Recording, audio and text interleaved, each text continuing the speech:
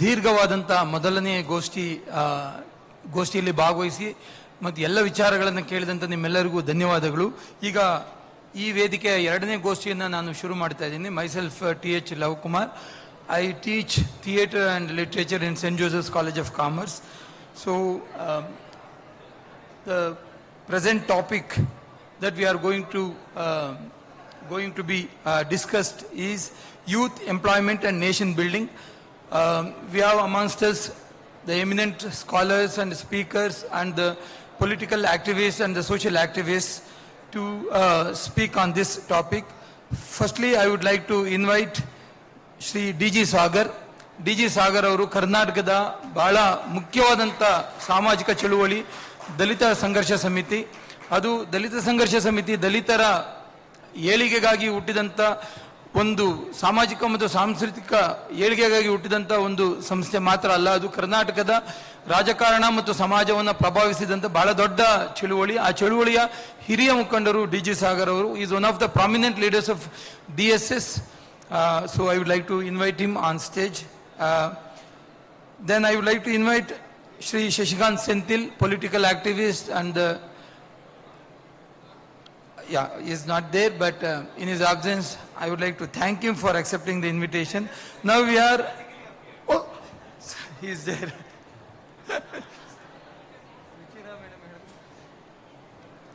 So, a miraculous entry of Sashikant Senthil sir on the stage. So welcome sir. And we have amongst us Ruchira Chaturvedi, political activist and the social media coordinator of AICC. And then we have Professor Nawal Kishore, a writer, prominent speaker. I like to invite him on stage.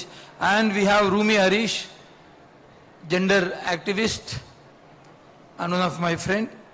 So I hope this session will be of much greater importance because the issue that we are going to talk about is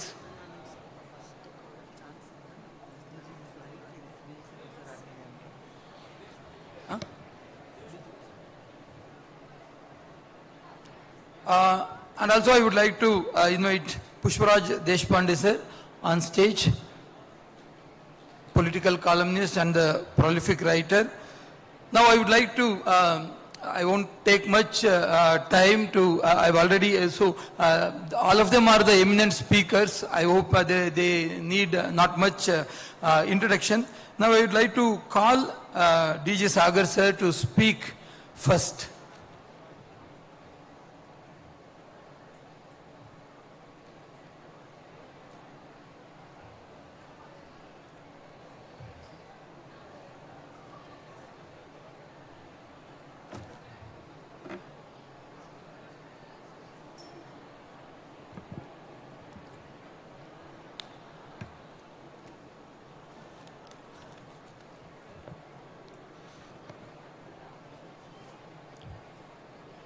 ಆತ್ಮೀಯ ಬಂಧುಗಳೇ, ಕರ್ನಾಟಕ ಸರ್ಕಾರ ಸಂವಿಧಾನ ಮತ್ತು ರಾಷ್ಟ್ರೀಯ ಏಕತೆ ಕುರಿತು 2 ದಿವಸಗಳ ಕಾಲ ರಾಜಧಾನಿಯಲ್ಲಿ ರಾಷ್ಟ್ರಮಟ್ಟದ ವಿವಿಧ ವಿಷಯಗಳ ಮೇಲೆ ಬೆಳಕು ಚೆಲ್ತಕ್ಕಂಥ ಒಂದು ಕಾರ್ಯಕ್ರಮವನ್ನು ಸಿದ್ದರಾಮಯ್ಯ ನೇತೃತ್ವದಲ್ಲಿರ್ತಕ್ಕಂಥ ಸರ್ಕಾರ, ವಿಶೇಷವಾಗಿ ಸಮಾಜ ಕಲ್ಯಾಣ ಸಚಿವರಾಗಿರ್ತಕ್ಕಂಥ ಮಹದೇವಪ್ಪನವರ ಮುತ್ಸದ್ದಿನಿಂದ ಇಡೀ ರಾಷ್ಟ್ರವನ್ನೇ ಈ ಕಡೆ ಹಣಕಾಕಿ ನೋಡ್ತಕ್ಕಂಥ ಒಂದು ಈ ಕಾರ್ಯಕ್ರಮ ಇದಾಗಿದೆ. ಇವತ್ತಿನ ಈ ಒಂದು ಗೋಷ್ಠಿಯಲ್ಲಿ ಮಾತಾಡ್ತಕ್ಕಂಥ ಯುವ ಜನತೆ, ಉದ್ಯೋಗ ಮತ್ತು ರಾಷ್ಟ್ರ ನಿರ್ಮಾಣ ಆಯಾಮಗಳು ಅಂತೇಳಿ. ಸ್ನೇಹಿತರೆ, ಸಂವಿಧಾನ ಜಾರಿಗೆ ಬಂದು 75 ವರ್ಷಗಳಾಗಿರ್ತಕ್ಕಂಥ ಸಂದರ್ಭದಲ್ಲಿ ಇವತ್ತು ರಾಷ್ಟ್ರವನ್ನು ಕಟ್ಟಲಿಕ್ಕೆ ಮತ್ತು ವಿಶೇಷವಾಗಿ ಇಡೀ ವಿಶ್ವದಲ್ಲೇ ಯುವ ಜನತೆಯನ್ನು ಕಂಡಿರ್ತಕ್ಕಂಥದ್ದು, ಯುವ ಜಾತಿಯನ್ನು ಹೆಚ್ಚು ಜನ ಇದ್ದಿರ್ತಕ್ಕಂಥದ್ದು ಭಾರತ ದೇಶದಲ್ಲಿ ಅಂತಕ್ಕಂಥದ್ದನ್ನು ಕೂಡ ಹೇಳಿದ್ರು ಕೂಡ ತಪ್ಪಾಗಲಿಕ್ಕಿಲ್ಲ. ಅಂಥ ಯುವ ಜನತೆಯನ್ನು ಇವತ್ತು ನಮ್ಮ ದೇಶದಲ್ಲಿ ನಮಗೆ ಭೀಕರವಾಗಿ ಕಾಡ್ತಕ್ಕಂಥ ಒಂದು ಉದ್ಯೋಗದ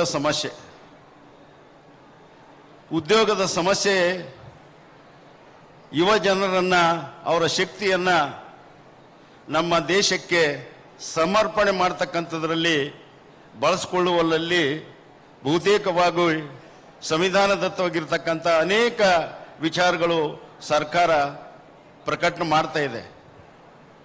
ಸರ್ಕಾರಿ ನೌಕರಿಗಳಲ್ಲಿ ಯುವಕರನ್ನು ತೊಡಗಿಸ್ಕೊಳ್ತಕ್ಕಂಥದ್ದು ಮತ್ತು ಬೇರೆ ಬೇರೆ ಸಾರ್ವತ್ರಿಕವಾಗಿರ್ತಕ್ಕಂಥ ಸ್ವಾಮ್ಯಗಳಲ್ಲಿ ಬೇರೆ ಬೇರೆ ಏನು ಉದ್ಯಮಗಳಲ್ಲಿ ಕೂಡ ತೊಡಗಿಸ್ಕೊಳ್ತಕ್ಕಂಥದ್ದು ಮತ್ತು ಕೃಷಿಯಲ್ಲಿ ತೊಡಗಿಸ್ಕೊಳ್ತಕ್ಕಂಥದ್ದು ಮತ್ತು ಅನೇಕ ಬೇರೆ ವಿಚಾರಗಳಲ್ಲಿ ಕೂಡ ತೊಡಗಿಸ್ಕೊಳ್ತಕ್ಕಂಥ ವಿಚಾರವನ್ನು ಇವತ್ತು ನಾವು ನೋಡ್ತಾ ಇದ್ದೀವಿ. ಆದರೂ ಕೂಡ ಇವತ್ತು ಡಾಕ್ಟರ್ ಬಾಬಾ ಸಾಹೇಬ್ ಅಂಬೇಡ್ಕರ್ ಅವರು ಒಂದು ವಿಚಾರನ ಹೇಳ್ತಾರೆ, ಬಹುತೇಕವಾಗಿ ಯುವಜನ ಶಕ್ತಿಯನ್ನ ರಾಷ್ಟ್ರ ಕಟ್ಟುವಲ್ಲಿ ಸರಿಯಾದಂಥ ರೀತಿಯಲ್ಲಿ ಬಳಕೆ ಆಗಬೇಕಾದ್ರೆ ನಮ್ಮ ಇಂಡಿಯಾ ದೇಶದ ವಾಸ್ತವ ಚಿತ್ರಣವನ್ನು, ಸಮಾಜದ ಚಿತ್ರಣವನ್ನು ಇವತ್ತು ನಾವು ನೋಡಬೇಕಾಗ್ತದೆ. ಸಮಾಜದ ಚಿತ್ರಣವನ್ನು ಇವತ್ತು ನಾವು ನೋಡಿದ್ರೆ ಬಹುತೇಕವಾಗಿ ತಾರತಮ್ಯದಿಂದ ಕೂಡಿರ್ತಕ್ಕಂಥ ಮತ್ತು ಅಸಮಾನತೆ ವ್ಯವಸ್ಥೆಯನ್ನು ತಳಪಾಯಲ್ಲಿ ನಿಂತಿರ್ತಕ್ಕಂಥ ಸಮಾಜ, ಇದರಲ್ಲಿ ಇರ್ತಕ್ಕಂಥ ಸ್ಕಿಲ್ಲನ್ನು, ಪ್ರತಿಭೆಗಳನ್ನು ರಾಷ್ಟ್ರದ ಏಳಿಗೆಗಾಗಿ, ರಾಷ್ಟ್ರವನ್ನು ಕಟ್ಟುವಲ್ಲಿ, ದೇಶವನ್ನು ಕಟ್ಟುವಲ್ಲಿ ಬಹುತೇಕವಾಗಿ ಆಳ್ತಕ್ಕಂಥ ಸರ್ಕಾರಗಳು ನಿರುತ್ಸಾಹದಿಂದ ಮತ್ತು ಸಂಕುಚ ಮನೋಭಾವನೆಯಿಂದ ಇದ್ದಿರೋದಕ್ಕೋಸ್ಕರವಾಗಿ ಇವತ್ತು ಯುವ ಜನತೆಯ ಶಕ್ತಿ ಸರಿಯಾದಂಥ ರೀತಿಯಲ್ಲಿ ಅದು ವಿನಿಯೋಗನೂ ಆಗ್ತಾ ಇಲ್ಲ. ಇಂಥ ಒಂದು ಸಂದರ್ಭದಲ್ಲಿ ನಮ್ಮ ಒಂದು ಅನೇಕ ವಿಚಾರಗಳು ಇವತ್ತು ನಮ್ಮ ಗಮನಕ್ಕೆ ತರಬೇಕಾದ್ರೆ ಬಹುತೇಕವಾಗಿ ಪ್ರಜಾಪ್ರಭುತ್ವ ಭಾರತದ ಯುವ ಜನತೆ ಎದುರಿಸುತ್ತಿರುವ ಜ್ವಲಂತ ಸಮಸ್ಯೆಗಳು ಹಿಂದಿನಕ್ಕಿಂತಲೂ ಇಂದು ನಿರುದ್ಯೋಗ, ಬದುಕಿನ ಅಭದ್ರತೆಯಂಥ ಭೀಕರ ಸಮಸ್ಯೆಗಳು ಯುವ ಜನತೆಯನ್ನು ಕಾಡುತ್ತಿರ್ತಕ್ಕಂಥದ್ದು. ಮತ್ತು ಎರಡನೇದಾಗಿ ಸಂಶೋಧನೆಗೆ ಸಂಬಂಧಿಸಿದ ಹಲವು ಶಿಷ್ಯ ವೇತನಗಳನ್ನು ರದ್ದು ಮಾಡ್ತಕ್ಕಂಥದ್ದು ಮತ್ತು ಮೂರನೇದಾಗಿ ಉನ್ನತ ಶಿಕ್ಷಣ ಸಂಸ್ಥೆಗಳಲ್ಲಿ ರೋಹಿತ್ ಯಮೂಲನಂಥ ಪ್ರತಿಭಾವಂತ ವಿದ್ಯಾರ್ಥಿಗಳ ಆತ್ಮಹತ್ಯೆ ಹೆಚ್ಚುತ್ತಿರುವುದು ಮತ್ತು ನಾಲ್ಕನೇದು ವಿಶ್ವವಿದ್ಯಾಲಯ ಶಿಕ್ಷಣ ಸಂಸ್ಥೆಗಳಲ್ಲಿ RSS ಅಂತ ಸಂಘಟನೆಗಳು ಕೋಮುವಾದ, ಜಾತಿವಾದ, ಧರ್ಮಾಂಧತೆ ವಿಷಯವನ್ನು ಬಿತ್ತಿ ಯುವ ಮನಸ್ಸುಗಳನ್ನು ಭ್ರಷ್ಟಗೊಳಿಸಿ ಪರಸ್ಪರರಲ್ಲಿ ದೋಷ ಬಿತ್ತುತ್ತಿರುವುದು ಮತ್ತು ಐದನೇದು ಕೇಂದ್ರ ಮತ್ತು ರಾಜ್ಯ ಸರ್ಕಾರಗಳಲ್ಲಿ ಖಾಲಿ ಇರುವ ಅಸಂಖ್ಯಾತ ಬ್ಯಾಕ್ಲಾಗ್ ಹುದ್ದೆಗಳನ್ನು ತುಂಬದೇ ಇರತಕ್ಕಂಥದ್ದು ಮತ್ತು SC ST OBC ಸಮುದಾಯಗಳ ಯುವ ಜನತೆ ಉನ್ನತ ವ್ಯಾಸಂಗಕ್ಕೆ ಬಾರದಂತೆ ಷಡ್ಯಂತ್ರಗಳನ್ನು ರೂಪಿಸುತ್ತಿರುವುದು ಮತ್ತು ಹಿಂದುತ್ವವಾದಿ ಕೋಮುವಾದ ಯುವ ಜನತೆಯನ್ನು ಬಲಿಕೊಟ್ಟು ಬೀದಿ ಹೆಣವಾಗಿಸುತ್ತಿರುವುದು ಮತ್ತು ಭ್ರಷ್ಟ ಮಾಧ್ಯಮಗಳು ಸುಳ್ಳ ಸುದ್ದಿ, ಅಪಪ್ರಚಾರದ ಸಂಗತಿಗಳನ್ನು ಪ್ರಸಾರ ಮಾಡುವ ಮೂಲಕ ಯುವ ಜನತೆಯನ್ನು ಹಾದಿ ತಪ್ಪಿಸುತ್ತಿರುವುದು ಮತ್ತು ಯುವ ಜನತೆಯಲ್ಲಿನ ಹೋರಾಟದ ಪ್ರಶ್ನಿಸುವ ಮನೋಭಾವನೆಯನ್ನು ನಾಶ ಮಾಡುತ್ತಿರುವುದು ಮತ್ತು ಯುವ ಜನತೆಯ ಮನಸ್ಸಿನಲ್ಲಿ ಧರ್ಮಾಂಧತೆ, ಜಾತಿವಾದ, ಕೋಮುವಾದ ವಿಷ ಬಿತ್ತಿ ಅವರನ್ನು ಮಾನಸಿಕ ಮತ್ತು ಬೌದ್ಧಿಕ ಗುಲಾಮಗಿರಿಯಾಗಿ ದೂಡಲಾಗುತ್ತಿದೆ. ಇಂಥ ಅನೇಕ ಸಮಸ್ಯೆಗಳನ್ನು ಇಂದಿನ ಯುವ ಜನತೆ ಎದುರಿಸುತ್ತಿದೆ. ಈ ಸಮಸ್ಯೆಗಳಿಂದ ಯುವ ಜನತೆ ಪಾರು ಮಾಡೋ ಹೊಣೆಗಾರಿಕೆ ಯಾರ್ದು ಅಂತಕ್ಕಂಥ ಪ್ರಶ್ನೆಯನ್ನು ನಮ್ಮ ಎದುರುಗಡೆ ಇವತ್ತು ಬರ್ತಾ ಇದೆ. ಯುವ ಜನತೆ ಎದುರಿಸುತ್ತಿರುವ ಈ ಸಮಸ್ಯೆಗಳನ್ನು ಬಗೆಹರಿಸದೆ ಅವರನ್ನು ರಾಷ್ಟ್ರ ನಿರ್ಮಾಣದ ಕಾರ್ಯದಲ್ಲಿ ಸಕ್ರಿಯವಾಗಿ ತೊಡಗಿಸಲು ಸಾಧ್ಯವೇ ಎಂಬ ಆತ್ಮಸಾಕ್ಷಿಯ ಪ್ರಶ್ನೆಯನ್ನು ನಮ್ಮ ಸಮಾಜ ಸರ್ಕಾರಗಳು ಕೇಳಿಕೊಳ್ಳಬೇಕಾಗ್ತದೆ. ಆರೋಗ್ಯವಂತ, ಜಾತ್ಯತೀತ, ಧರ್ಮಾತೀತ, ವೈಚಾರಿಕ, ವೈಜ್ಞಾನಿಕ ಮನೋಭಾವದ ಯುವ ಮನಸ್ಸುಗಳಿಂದ ಮಾತ್ರ ರಾಷ್ಟ್ರ ನಿರ್ಮಾಣ ಮಾಡಲು ಸಾಧ್ಯ. ಅಂತ ಯುವ ಜನತೆಯನ್ನು ರೂಪಿಸುವುದು, ಕಾಪಾಡುವುದು ಹಾಗೂ ಆ ಮೂಲಕ ಸದೃಢ ರಾಷ್ಟ್ರ ನಿರ್ಮಾಣ ಮಾಡುವುದು ನಮ್ಮ ಮುಂದಿರುವ ಬಹುದೊಡ್ಡ ಸವಾಲವಾಗಿದೆ. ಯಾವುದೇ ಸಮಾಜದ ಯುವಜನತೆ ನೆಮ್ಮದಿಯ ಬದುಕನ್ನು ಕಲ್ಪಿಸಿಕೊಡದ ಹೊರತು ನೆಮ್ಮದಿಯ ಪ್ರಗತಿಶೀಲ ಅಭಿವೃದ್ಧಿಶೀಲ ರಾಷ್ಟ್ರ ನಿರ್ಮಾಣ ಮಾಡಲು ಸಾಧ್ಯವಿಲ್ಲ. ರಾಷ್ಟ್ರ ನಿರ್ಮಾಣದಲ್ಲಿ ಯುವಜನತೆ ಪಾತ್ರ. ಯಾವುದೇ ರಾಷ್ಟ್ರ ನಿರ್ಮಾಣದಲ್ಲಿ ಪ್ರಜ್ಞಾವಂತ, ವಿದ್ಯಾವಂತ, ವಿವೇಕವಂತ, ಜವಾಬ್ದಾರಿತ ಯುವಜನತೆಯ ಪಾತ್ರ ಅತ್ಯಂತ ಮಹತ್ವವಾಗಿರ್ತಕ್ಕಂಥದ್ದು. ಆದರೆ ನೈತಿಕವಾಗಿ ಸದೃಢವಾಗಿರುವ ಜಾತ್ಯತೀತ, ಧರ್ಮಾತೀತ, ವೈಚಾರಿಕ, ವೈಜ್ಞಾನಿಕ ಮನೋಭಾವದ ಯುವಜನತೆಯಿಂದ ಮಾತ್ರ ಸದೃಢ ರಾಷ್ಟ್ರ ನಿರ್ಮಾಣ ಮಾಡಲು ಸಾಧ್ಯ. ಮಾನಸಿಕ, ಬೌದ್ಧಿಕ ಭ್ರಷ್ಟಾಚಾರ ಹಾಗೂ ಗುಲಾಮಗಿರಿಯಿಂದ ಮುಕ್ತವಾಗಿರುವ ಯುವಜನತೆಯ ಮಾತ್ರ ಪ್ರಜಾಸತ್ತಾತ್ಮಕ, ಮಾನವೀಯ, ಸಮಾಜದ ರಾಷ್ಟ್ರವನ್ನು ನಿರ್ಮಿಸಬಲ್ಲವು. ಯುವಜನತೆ ಮಾನಸಿಕವಾಗಿ, ಬೌದ್ಧಿಕವಾಗಿ ಸದೃಢವಾಗಲು ಬುದ್ಧ, ಬಸವಾದಿ ಶರಣರು, ಶಾಹು ಮಹಾರಾಜ್, ನಾಲ್ಮುಡಿ ಫುಲೆ, ನಾರಾಯಣ ಗುರು, ಪೆರಿಯಾರ್, ಗಾಂಧಿ, ಅಂಬೇಡ್ಕರ್, ವಿವೇಕಾನಂದ್, ಲೋಹಿಯಾ, ಕುವೆಂಪು ಮುಂತಾದ ಸಮಾಜ ಪರಿವರ್ತನೆಕಾರರ ಚಿಂತನೆಗಳನ್ನು ಮೈಗೂಡಿಸಿಕೊಳ್ಳಬೇಕಾಗುತ್ತದೆ.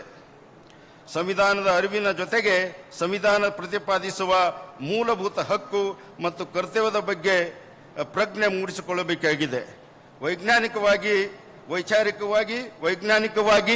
ಚಿಂತಿಸುವ, ಪ್ರಶ್ನಿಸುವ, ಅನ್ಯಾಯವನ್ನು ದಿಟ್ಟತನದಿಂದ ವಿರೋಧಿಸುವ ಹೋರಾಟದ ಮನೋಭಾವವನ್ನು ಬೆಳೆಸಿಕೊಂಡು ಉಳಿಸಿಕೊಳ್ಳಬೇಕಾಗಿದೆ. ತಮ್ಮ ಸುತ್ತಲ ಸಮಾಜ ಸಮುದಾಯದ ನಡುವೆ ಅರಿವಿನ ಜಾಗೃತಿಯನ್ನು ಮೂಡಿಸುವಂತಾಗಬೇಕಾಗಿದೆ. ಬಾಬಾ ಸಾಹೇಬರು ಹೇಳಿರುವಂತೆ pay back, pay to society, go back to community ಎಂಬ ಕರ್ತವ್ಯ ಒಂದು ಪ್ರಜ್ಞೆಯನ್ನು ಮೈಗೂಡಿಸಿಕೊಂಡು ಕಾರ್ಯಪ್ರವೃತ್ತರಾಗಬೇಕಾಗಿದೆ. ಸಮಾಜ ಮತ್ತು ಸಮುದಾಯ ಮತ್ತು ಸಂವಿಧಾನದಿಂದ ಎಲ್ಲವನ್ನು ಪಡೆದುಕೊಂಡಿರುವ ನಾವು ಮರಳಿ ಕೊಟ್ಟದೇನು ಎಂಬ ಸಾಮಾಜಿಕ ಜವಾಬ್ದಾರಿ ಹಾಗೂ ನಮ್ಮ ಹೊಣೆಗಾರಿಕೆ ಪ್ರಶ್ನೆಯನ್ನು ಇವತ್ತು ಕೇಳ್ಕೊಳ್ಬೇಕಾಗಿದೆ. ಪ್ರಜ್ಞಾವಂತ ಯುವಜನತೆಯಿಂದ ಮಾತ್ರ ಜಾಗೃತಿ ರಾಷ್ಟ್ರ ನಿರ್ಮಾಣ ಮಾಡಲು ಸಾಧ್ಯ ಅಂತಕ್ಕಂಥ ವಿಚಾರವನ್ನ ಇವತ್ತು ನಮ್ಮ ಎದುರುಗಡೆ ಏನಿದ್ದಾವೆ ಇವೆಲ್ಲ ಯುವಜನತೆಯ ಶಕ್ತಿಯನ್ನ, ಯುವಕರನ್ನ ಇವತ್ತು ರಾಷ್ಟ್ರ ಮಟ್ಟದಲ್ಲಿ ಮತ್ತು ರಾಜ್ಯ ಮಟ್ಟದಲ್ಲೇ ಆಗ್ಬೋದು. ಎಲ್ಲಿ ಕೂಡ ಇವತ್ತು ಯುವಜನತೆಗೆ, ಯುವಕರಿಗೆ ಕನಿಷ್ಠ ನಂಬಲ್ಲಿ 23 ವಿಶ್ವವಿದ್ಯಾಲಯಗಳಲ್ಲಿ ಒಂದೊಂದು ಯೂನಿವರ್ಸಿಟಿಗಳಿಂದ 100 ಜನ ಸ್ನಾತಕೋತ್ತರ ಡಾಕ್ಟರೇಟ್ ಪದವಿ ಪಡೆದು ಅವರು ಸಮಾಜದ ಕೈಯಲ್ಲಿ ಹೊರಗಡೆ ಕಾಲಿಟ್ರೆ ಅವರಿಗೆ ಅಭದ್ರತೆನ ಕಾಡ್ತಾ ಇದೆ. ಅವರಿಗೆ ಯಾವುದೇ ಕೂಡ ಗ್ಯಾರಂಟಿ ಇಲ್ಲ. ಅವರಿಗೆ ಬದುಕಬೇಕು ಅಂತಕ್ಕಂಥ ಛಲಗಾರಿಕೆ ಇದ್ರೂ ಕೂಡ ಅವರಿಗೆ ಕೈಗಳಿಗೆ ಕೆಲಸ ಇಲ್ಲ.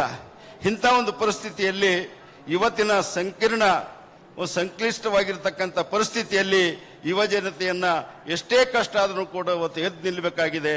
ನಮ್ಮ ಸಂವಿಧಾನವನ್ನ ಜಾರಿಗೆ ಬಂದು 75 ವರ್ಷಗಳಾಗಿರ್ತಕ್ಕಂಥ ಸಂದರ್ಭದಲ್ಲಿ ಅನೇಕ ಸಂವಿಧಾನದಲ್ಲಿ ಮತ್ತು ಮನುವಾದ ಮತ್ತು ಬ್ರಾಹ್ಮಣಶಾಹಿ ವ್ಯವಸ್ಥೆಯಿಂದ ತುಳಿತಕ್ಕೊಳಗಾಗಿರ್ತಕ್ಕಂಥ ಮಹಾ ದೊಡ್ಡದಾಗಿರ್ತಕ್ಕಂಥ ಶೋಷಿತ ಜನಾಂಗವನ್ನ ಸಂವಿಧಾನವನ್ನ ಪ್ರೊಟೆಕ್ಟ್ ಮಾಡಿದೆ. 16(4) ಇರ್ಬೋದು, 16(4) ಇರ್ಬೋದು, 16(4)A ಇರ್ಬೋದು, ನೌಕರಿಗಳಲ್ಲಿ ಮೀಸಲಾತಿ ಇರಬಹುದು, ನೌಕರಿಗಳಲ್ಲಿ ಬಡ್ತಿ ಮೀಸಲಾತಿ ಇರಬಹುದು, ಶಿಕ್ಷಣದಿಂದ ವಂಚಿತರಾಗಿರ್ತಕ್ಕಂಥ 15(4) ಇರ್ಬೋದು, ಮತ್ತು ಇನ್ನು ಎಲ್ಲ ಅನೇಕ ಹಿಂದುಳಿದವರಿಗೆ ಅವರಿಗೆ ವಿಶೇಷವಾಗಿ ಯುವಕರನ್ನ ಮುಂದೆ ತರಲಿಕ್ಕೆ ಮತ್ತು ಅವರ ಸದೃಢಗೊಳಿಸಲಿಕ್ಕೆ 342 ಆಗಿರ್ಬೋದು. ಇಂಥ ಅನೇಕ ವಿಚಾರಗಳು ಡಾಕ್ಟರ್ ಬಾಬಾ ಸಾಹೇಬ್ ಅಂಬೇಡ್ಕರ್ ಅವರು ಸಂವಿಧಾನದಲ್ಲಿ ಅಳವಡಿಸಿಕೊಳ್ಳೋದ್ರ ಮುಖಾಂತರ ಸಂವಿಧಾನವನ್ನ ಇವತ್ತು ಸಮಾನವಾಗಿ ಎಲ್ಲ ಸಾಮಾನ್ಯ ಜನರಿಗೂ ಕೂಡ, ಪ್ರತಿಯೊಬ್ಬ ವಿದ್ಯಾರ್ಥಿಗೂ ಕೂಡ ಸಂವಿಧಾನದ ತಿರುಳು, ಸಂವಿಧಾನದ ವಿಚಾರಗಳನ್ನ ಇವತ್ತು ಗೊತ್ತುಪಡಿಸಬೇಕಾಗಿದೆ. ಇಲ್ಲಿವರೆಗೂ ಕೂಡ ಆಳ್ಕೆ ಮಾಡಿರ್ತಕ್ಕಂಥ ಸರ್ಕಾರಗಳು ಸಂವಿಧಾನದ ಬಗ್ಗೆ ಜನರ ಹತ್ರ ತೆಗೆದುಕೊಂಡು ಹೋಗಿರ್ತಿರ್ಲಿಲ್ಲ. ಇಂಥ ಜನರ ಹತ್ತಿರ ತೆಗೆದುಕೊಂಡು ಹೋಗಿರ್ತಕ್ಕಂಥ ಸಂವಿಧಾನದ ವಿಚಾರಗಳನ್ನ ಇವತ್ತು ಜನರ ಮನನ ಮಾಡ್ಕೊಳ್ಬೇಕಾಗಿದೆ. ಇವತ್ತು ಸುಮಾರು 6,000 ಗ್ರಾಮ ಪಂಚಾಯಿತಿಗಳಿರ್ತಕ್ಕಂಥ ಹಳ್ಳಿಗಳಿಗೆ ಈ ಒಂದು ಮುತ್ಸದ್ದಿ ಸರ್ಕಾರ ಒಳ್ಳೆ ಕೆಲಸವನ್ನ ಮಾಡಿದೆ. ಇದು ಯಾವುದೇ ಕೂಡ ರಾಜಕಾರಣ, ರಾಜಕೀಯ ಬೆರೆಸಬೇಕಾಗಿಲ್ಲ. ಸಂವಿಧಾನ ಇದ್ರೆ ಮಾತ್ರ ದೇಶ ಉಳಿಬಲ್ಲೋದು, ದೇಶ ಉಳಿದ್ರೆ ಮಾತ್ರ ಯುವ ಜನತೆಯ ಶಕ್ತಿಯನ್ನು ಸರಿಯಾದಂಥ ರೀತಿಯಲ್ಲಿ ವಿನಿಯೋಗಿಸಿ ಒಳ್ಳೆ ರಾಷ್ಟ್ರವನ್ನು ಕಟ್ಟಬಹುದು, ಜಾತ್ಯತೀತವಾಗಿರ್ತಕ್ಕಂಥ ರಾಷ್ಟ್ರ ಕಟ್ಟಬಹುದು, ಪ್ರಜಾಪ್ರಭುತ್ವ ಮತ್ತು ಜಾತ್ಯತೀತ ಅಂತಕ್ಕಂಥ ವಿಚಾರಗಳನ್ನು ನಾನು ಉಳಿಸಬಹುದು ಅಂದಾಗ ಮಾತ್ರ ಸಾಧ್ಯ ಇದೆ. ಇವತ್ತು ಸಂವಿಧಾನಕ್ಕೆ ಬಂದು ತಲುಪಿದ್ದೇವೆ. ಇವತ್ತು ನಾವು ಸಂವಿಧಾನವನ್ನ ಉಳಿಸ್ಕೊಳ್ಬೇಕಾಗಿದೆ, ಪ್ರಜಾಪ್ರಭುತ್ವವನ್ನ ಉಳಿಸ್ಕೊಳ್ಬೇಕಾಗಿದೆ. ಇವೆರಡೂ ಉಳಿದ್ರೆ ಮಾತ್ರ ಯುವ ಜನತೆಯ ಒಳ್ಳೆ ರಾಷ್ಟ್ರವನ್ನ, ಒಳ್ಳೆ ಬಿಲ್ಡಿಂಗ್ ಅನ್ನ ಕಟ್ಟಬಹುದು, ಒಳ್ಳೆ ಸಮಾಜವನ್ನ ಕಟ್ಟಬಹುದು. ಇಂಥ ಒಂದು ನಿಟ್ಟಿನಲ್ಲಿ ಇವತ್ತು ನಡೀತಕ್ಕಂಥದ್ದು ಇಡೀ ಮನೆಗಳಿಗೆ ಇವತ್ತು ಸಂವಿಧಾನ ಕಾಪಿಗಳನ್ನು ನೀಡತಕ್ಕಂಥ ಕಾರ್ಯಕ್ರಮವನ್ನು ಕೂಡ ನಾವೆಲ್ಲ ಸರ್ಕಾರ ಜೊತೆಗೆ ಒಟ್ಟಾಗಿ ಮಾಡತಕ್ಕಂಥ ಒಂದು ವಿಚಾರನೂ ಕೂಡ ಈ ಸಂದರ್ಭದಲ್ಲಿ ಇರಬೇಕಾಗ್ತದೆ. ಹಾಗಾಗಿ ಇವತ್ತಿನ ಆಳ್ತಕ್ಕಂಥ ಸರ್ಕಾರಗಳು ಯುವ ಜನತೆಯನ್ನ ಬೀದಿಗೆ ತಳ್ತಾ ಇದೆ, ಅವರನ್ನ ದುರುಪಯೋಗ ಮಾಡ್ಕೊಳ್ತಾ ಇದೆ. ಜಾತಿ ಮಧ್ಯೆಯಲ್ಲಿ ಜಗಳ ಹಚ್ಚೋದ್ರ ಮುಖಾಂತರ, ತಾರತಮ್ಯ ಮಾಡೋದ್ರ ಮುಖಾಂತರ ಇವತ್ತು ಸಮಾಜನ್ನ ಒಡೆದೊಳ್ತಕ್ಕಂಥ ನೀತಿಯಲ್ಲಿ ಇವತ್ತು ಯುವ ಜನತೆಯ ಶಕ್ತಿಯನ್ನ ಕ್ರಶ್ ಆಗಿ ಹೋಗ್ತಾ ಇದೆ. ಇದು ಎಲ್ಲನೂ ಕೂಡ ಯುವ ಜನತೆ ಮುಂದೆ ಬರಬೇಕು, ಪ್ರಜಾಪ್ರಭುತ್ವ ಉಳಿಬೇಕು, ಸಂವಿಧಾನ ಉಳಿಬೇಕು, ಜಾತ್ಯತೀತ ಉಳಿಬೇಕು ಅಂತ ಹೇಳಿದ್ರೆ ಬಹುತೇಕವಾಗಿ ಅದು ನಮ್ಮ ಕೈಯಲ್ಲಿದೆ, ಜನತೆಯ ಕೈಯಲ್ಲಿದೆ. ಜನಗಳಕ್ಕೋಸ್ಕರ ಜನಗಳೇ ಒಂದು ಏನು ಆಳ್ಕೆ ಮಾಡ್ತಕ್ಕಂಥ ವ್ಯವಸ್ಥೆಯಲ್ಲಿ ಇವತ್ತು ಸಾಮಾಜಿಕ ಮತ್ತು ಆರ್ಥಿಕ ಶೈಕ್ಷಣಿಕವಾಗಿರ್ತಕ್ಕಂಥ ನ್ಯಾಯ ಸಿಗ್ತಕ್ಕಂಥ ಒಂದು ವ್ಯವಸ್ಥೆಯನ್ನು ಇವತ್ತು ನಾವು ಜಾರಿಗೆ ತರಬೇಕಾಗಿದೆ. ಈ ನಿಟ್ಟಿನಲ್ಲಿ ನಾವು ಇನ್ನೂ ಅನೇಕ ವೇದಿಕೆಯಲ್ಲಿ ಇರತಕ್ಕಂಥ ಗಣ್ಯರು, ವಿಚಾರವಂತರನ್ನು ಕೂಡ ವಿಚಾರ ಮಾತಾಡ್ತಾ ಇದ್ದಾರೆ. ನಾನು ಕೊಟ್ಟಿರ್ತಕ್ಕಂಥ ಸಮಯ ಈಗ ಮುಕ್ತಾಯವಾಯಿತು. ಇನ್ನೂ ಹಲವು ವಿಚಾರಗಳನ್ನು ಮಾತಾಡ್ತಕ್ಕಂಥದ್ರಲ್ಲೂ ಕೂಡ ಯಾವುದೇ ಮುಂದಿನ ವೇದಿಕೆಯಲ್ಲಿ ನಾನು ವಿಚಾರವನ್ನು ಪ್ರಸ್ತುತಪಡಿಸ್ತೀನಿ ಅಂತ ಹೇಳಿ ನನ್ನ 2 ಮಾತುಗಳನ್ನು ಮುಗಿಸ್ತೇನೆ. ಜೈ ಭೀಮ್, ಜೈ ಭಾರತ್.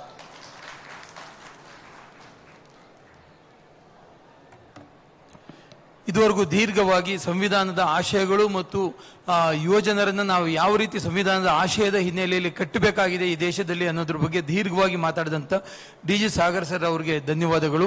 ಡಿ.ಜಿ. ಸಾಗರ್ ಅವರ ಹೋರಾಟ ಮತ್ತು ಬದುಕನ್ನು ಗುರುತಿಸಿ ದಲಿತ ಲೋಕದ ಧ್ರುವತಾರೆ ಅನ್ನುವ ಪ್ರಶಸ್ತಿಯನ್ನ, ಜೊತೆಗೆ ಅವರಿಗೆ ಡಾಕ್ಟರೇಟ್ ಅವಾರ್ಡ್ ಕೂಡ ಕರ್ನಾಟಕ ವಿಶ್ವವಿದ್ಯಾಲಯದಿಂದ ಸಿಕ್ಕಿದೆ. ಅವರಿಗೆ ಧನ್ಯವಾದಗಳು.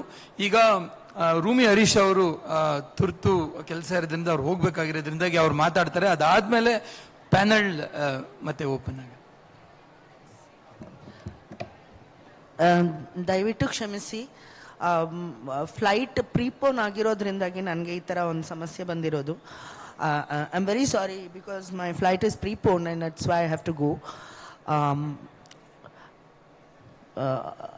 I'll begin with one point that eventually as a transgender, when we start looking at our own selves, our own gender, you know, the first thing that comes in front of us while the whole world is opposing us, the first thing that stands in front of us is constitution, which allows us. Even while the state did not recognize transgenders voting, especially the youth voting, for around 70 years, the constitution was there for us to fight against this. And I think it's very important for us to look at how Baba Saheb's forethought in terms of how much inclusive can a constitution be is a very important point, especially how this particular constitution is very, very transformative and which allows people even with stigma, while social morality is there filled with stigma and looks at us as non-citizens, it becomes supremely important that the constitutional morality upholds our citizenship rights, upholds our as human rights and fundamental rights. This is, I'm talking about the year 1998, and where I was attending my first case, and I did not have the courage to call myself a transgender at that point of time. And I was attending a case in the police station, and when the police became hostile just with the name of transgender, the only thing that saved us, and that saved us from the police violence, was the reference to Constitution Preamble, Article 14 specifically, Article 15, Article 21 and Article 19. So, the question of how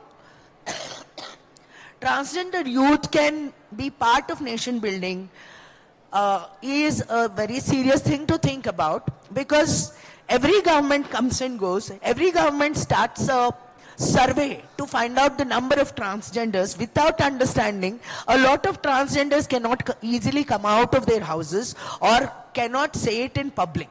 It's supremely important that you make that environment where people can claim or assert their rights as transgender. Only then can you see that they are comfortable in that position to think of other things. What we all went through, and today it feels really sad that not one person in the audience is trans, and it also feels weird that I am 50 and I'm talking about youth building. When I was young, I could not assert my rights. It took me, literally it took me 47 years to decide, and then I did my surgery.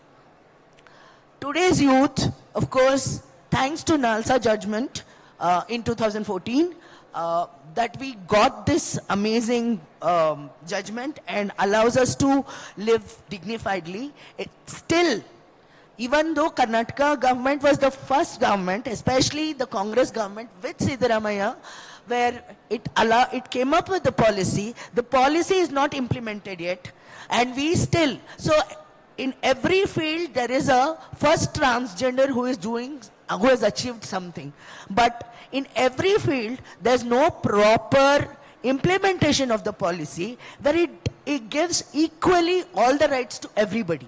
So every minister will come and look at transgenders and say, "Acha, let's give some kind of rights to them."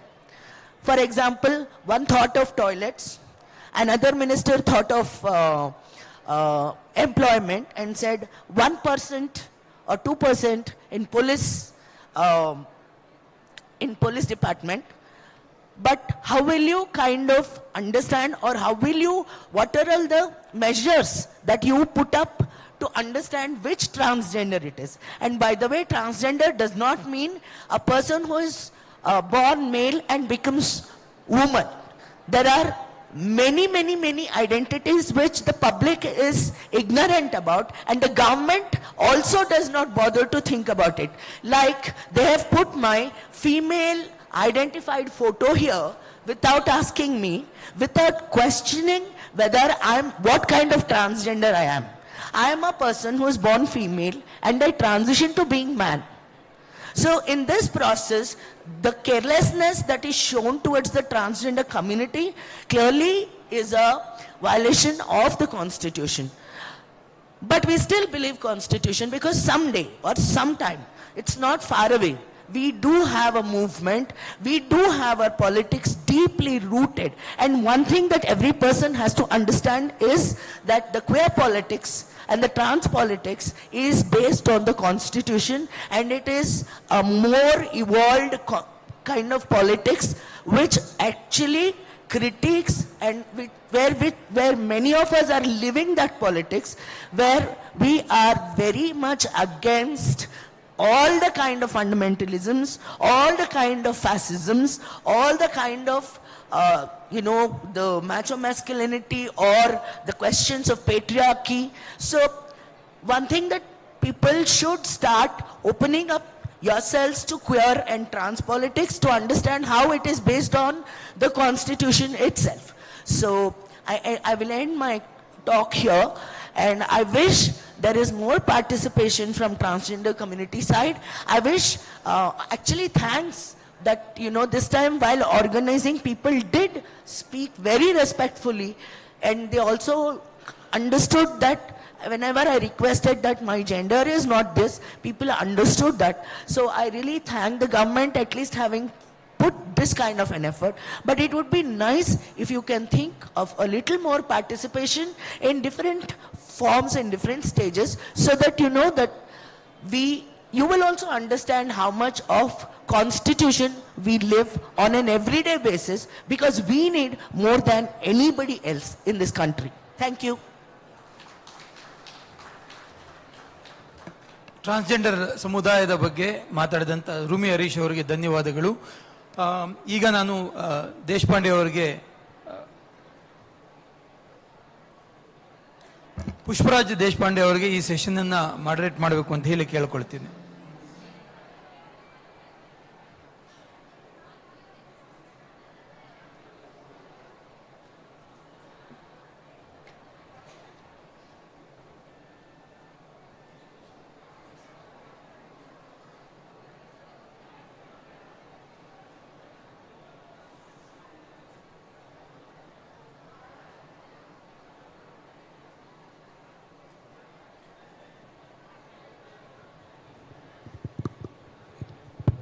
Hi, hi. Can you just check your mics, everyone? Check. Check. Thanks. Check. Okay, thank you. Thank you so much for having us here and the conference. I think we've not done a round of introductions. Do you want to do that one round of introductions before? Or you've already done that, that's enough? Okay, fair enough. So, we don't want to follow the pattern. All of us are young people here. We don't want to follow the pattern of the older lot. We are rule breaking after all. So we are going to sit here and make our brief interventions. I will make a small brief introductions and request each one of the panelists here to briefly intervene, and then we'll open it up for questions. And I request the audience, the younger lot, the older lot, to please jump in, keep asking us questions. That's the broad format here. Now, the statistics you all know. Everyone knows that 65% of India's population is below 35. 50% of that population, 50% of India's population is below 25. Yet, this 65% has absolutely no voice in the nation's future. We have absolutely no control over the levers of power, whether it's social, economic, or political. And yet, all of us, when we talk about democracy, the demographic dividend, employment generation, building up the nation development, we are seen as a frontline fodder for all this work. And yet we are not involved, we are not spoken to, we are not consulted. And every sector, whether it's Dalits, Adivasis, OBCs, minorities, the upper caste, professionals, every sector today is going through an intense churning. And it's not just here. Worldwide, the young people here, worldwide, there is tremendous unsurety about your futures, about our futures. We don't know that after 12, 14, 15, 16 years of education, whether we are going to get a good paying job, whether we will have voice, whether we can marry the person we love, whether we can do the kind of things, whether we can articulate our voices freely. We don't have any surety on that. The constitutional promise of India guarantees liberty, secularism, fraternity, justice. None of these things are guaranteed to any citizen today. Everything is up for grabs. Everything is no longer kosher. And the youth are the most disenfranchised, are the most affected in this, because citizens generally don't have voice. We don't have a double voice. Now my point is, every person, we just had a closed door meeting with the youth right now. We had activists, academics, professionals, politicians from across India. Every single person just said one thing. We don't have a voice in our own systems, not just against the union government, not just against the state government. Even in our own sectors, we don't have a voice. We feel unheard, we feel frustrated, we feel angry. And a sure short sign of this is that the migration rates out of India have gone up 400%. We are losing our demographic dividend. And this is the biggest challenge facing India today. Our youth don't have political rights, they don't have a voice, they don't have the right to marry. They are being told, you have to shut up and listen to what we say. This is the challenge. And we are all stuck. Everyone who is above 55, and I mean this with all due respect, who have led different fields and got us here, they're all calcified in time. They're all analog players in a digital world. Everything has changed. The way of doing politics has changed. The way of doing films has changed. The way of doing literature has changed. But we have not caught up. And those of us who are disruptive, those of us who want to do something new, to experiment, you want to leave? Thank you so much for Rumiji for staying, but she has to go for a flight. We would have loved to have you here. And thank you. Can we have a round of applause for her, please?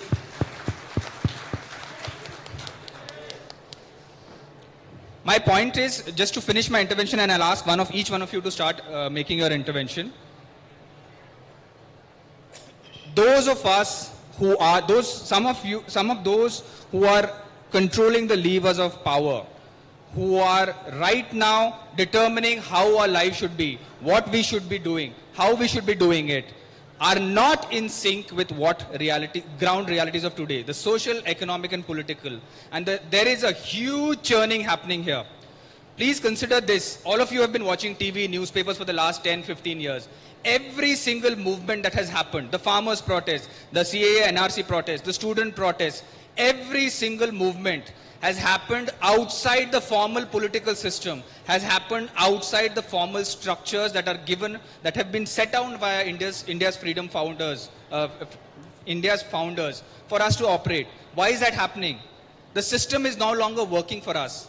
And this churning, this anger is going to cost us. Either people will leave India, or they're just going to start rebelling within the system.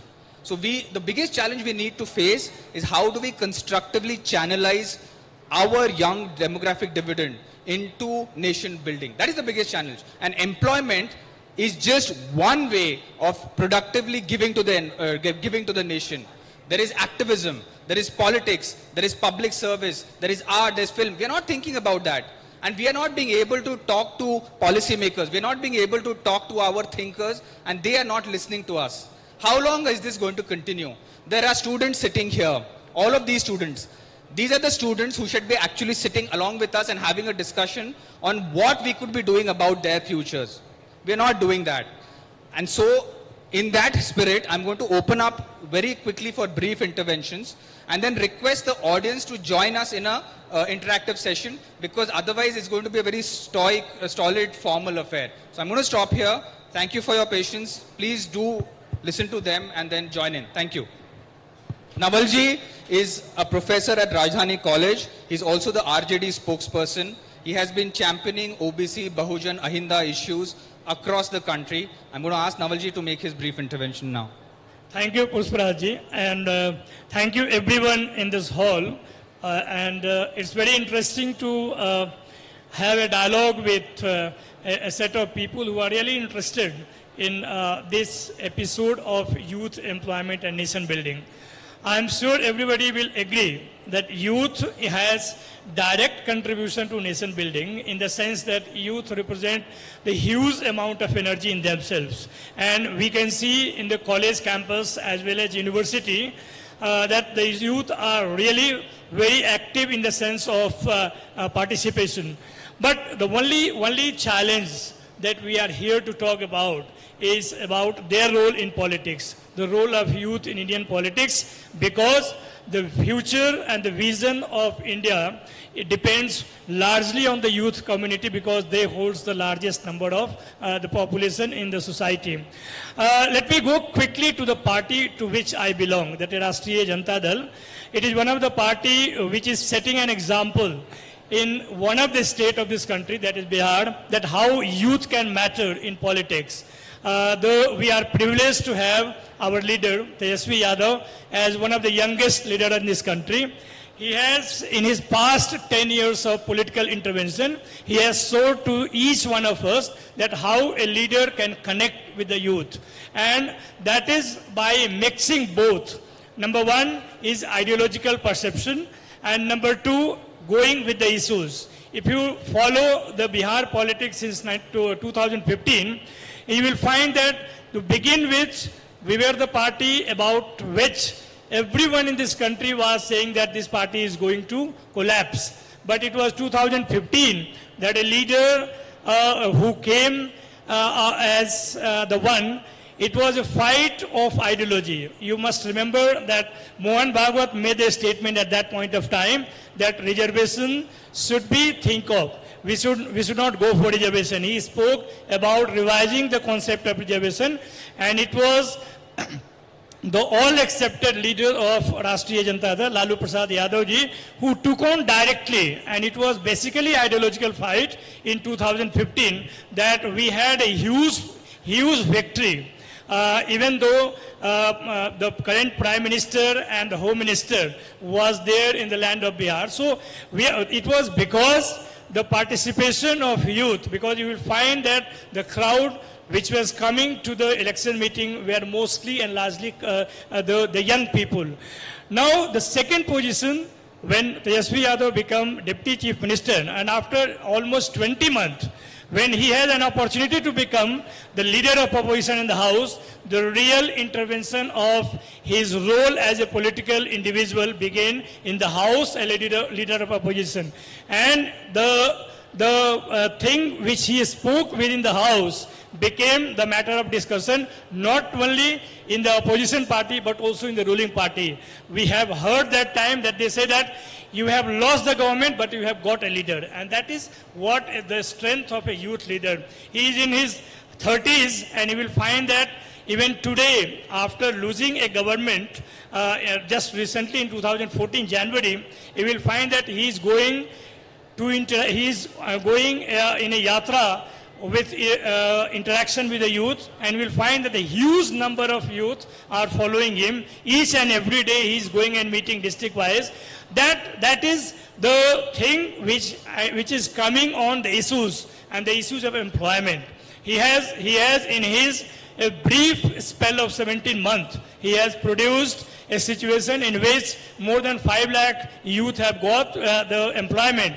And that employment and the ideology of 2015 have mixed, and it has created a waves in the political format of Bihar. It is from that I would like to start, that how a political party in Bihar have, despite all kind of opposition, all kind of suppression by the government on the party as well as our leaders and everyone, we have been able to attract youth, and it is only by mixing ideology and the issues. And you will find one more reference. It is very adequate to make that reference of the election of Legislative Assembly 2020, when the leader, as a leader of Grand Alliance, that is Mahagathbandhan, where 7 parties were there, we were able to bring the discussion on all issues related to education, that relates to health, that relates to agriculture, that is related to employment, and all those things. And it was very interesting fight, and we came as the single largest party. What I want to make a point at this point of time with the youth, that the youth must start connecting with the political party. Despite, I know youth have first priority to build their career, but apart from the career, involvement in the society and the political activity is also necessary, because it is only through that one can make impression at national level. And I think that is one aspect which is important for the time being. And I am sure that all political party of Indian Alliance will try to go to the colleges and university. We have been trying to do so that we can connect with them on both the issues of ideology as well as the issues of that matters to the life of the youth. So youth can only change, not only can change society, not only can change politics, but it also can change the objective of nation building. How important it becomes when you talk that we are a strong nation. We can be a strong nation only on the one condition, that the 65% of population between the age group of 18 to 35 become active and reactive to those who are opposing on these issues of employment, saying that we are going to give employment, not giving it. Talking of ideology only in terms of words, not in action. So all these things has to be taken up by the youth, and I am sure youth are getting prepared to play a role in such a way that this country is going to see a change on the practical liberatory ground of Bihar, which is right now also it is in the grip of that kind of political sensitization and mobilization and all kind of activities that is creating tension for the ruling party both in the state as well as the center. I think I have had something to say at this point, and if there is certain intervention, then I will again come back. Thank you, everyone. Thank you, Nawalji, for that brief intervention. Ruchira Chaturvedi, she is the national convener of the social media cell of the All India Congress Committee. She's also traveled widely abroad as a youth representative from the Congress party. Ruchira, will you make a brief intervention? Thank you, Pushparaj. Good afternoon, everyone. I think, like Pushparaj said, that we are a young country. 66% of our population is 35 years old, below 35 years old. When we talk about youth and nation building, there is a two-step approach to it. One is youth development, the other is youth for development. Youth development means having, if we are a young country, then the issues which impact the youth the most, they should be at the center of policy making. And youth for development, meaning the youth should be at the center stage of policy making. Some of the key issues which are affecting the youth today, of course, jobs everybody has been talking about. Unemployment has been the highest under this current regime. The other thing is about one of the latest report which says that 50% of the youth in India today, they're unemployable. That also talks about the education crisis that our country is facing. Then there is mental health. There is a severe mental health crisis which is also affecting the youth today, especially the students who are affected by the recruitment process, the paper leaks which are happening. There are 36 students which are committing suicide every day. And of course, within youth, then there are young women who have specific issues which are being faced by them. Rumi ji had spoken about the issues which are being faced by the trans community, the trans youth. There are the Dalit youth which have specific issues. So all these issues need to be at the center of policy making, but unfortunately that is not happening. The current regime is at best trying to distract from the issues, not even recognizing that these are a problem currently. The second thing is, as I said, youth for development, which means that the youth need to be at the center of policy making as co-creators of the future that all of us are going to be a part of. That means the governments need to reach out, need to consult with the youth stakeholders about what are their issues, what are the things which impact them. And because I come from a political party, then we always talk about, having more youth in the system and the party organization, youth representation, whether it is at the parliament level, at the, the assembly level, and various across the political system and across various sectors. And the third thing is from the discussions that we've had earlier today with a lot of young people, who everyone said that we all need to come together, we all need to, synergize and basically work towards the future and in a more cohesive manner. Another thing I'd like to point out in this, because I also work in the social media space, social media today has become extremely transformatory. It has become one of the potent tools for perception building. A lot of the youth, which is not reading newspapers, they're consuming their news through social media, whether it is Instagram platforms or Twitter or YouTube. They are basically just consuming all kinds of information from social media. And the current regime is very, very organized. They in fact try to even weaponize, the right wing tries to weaponize the social media platforms.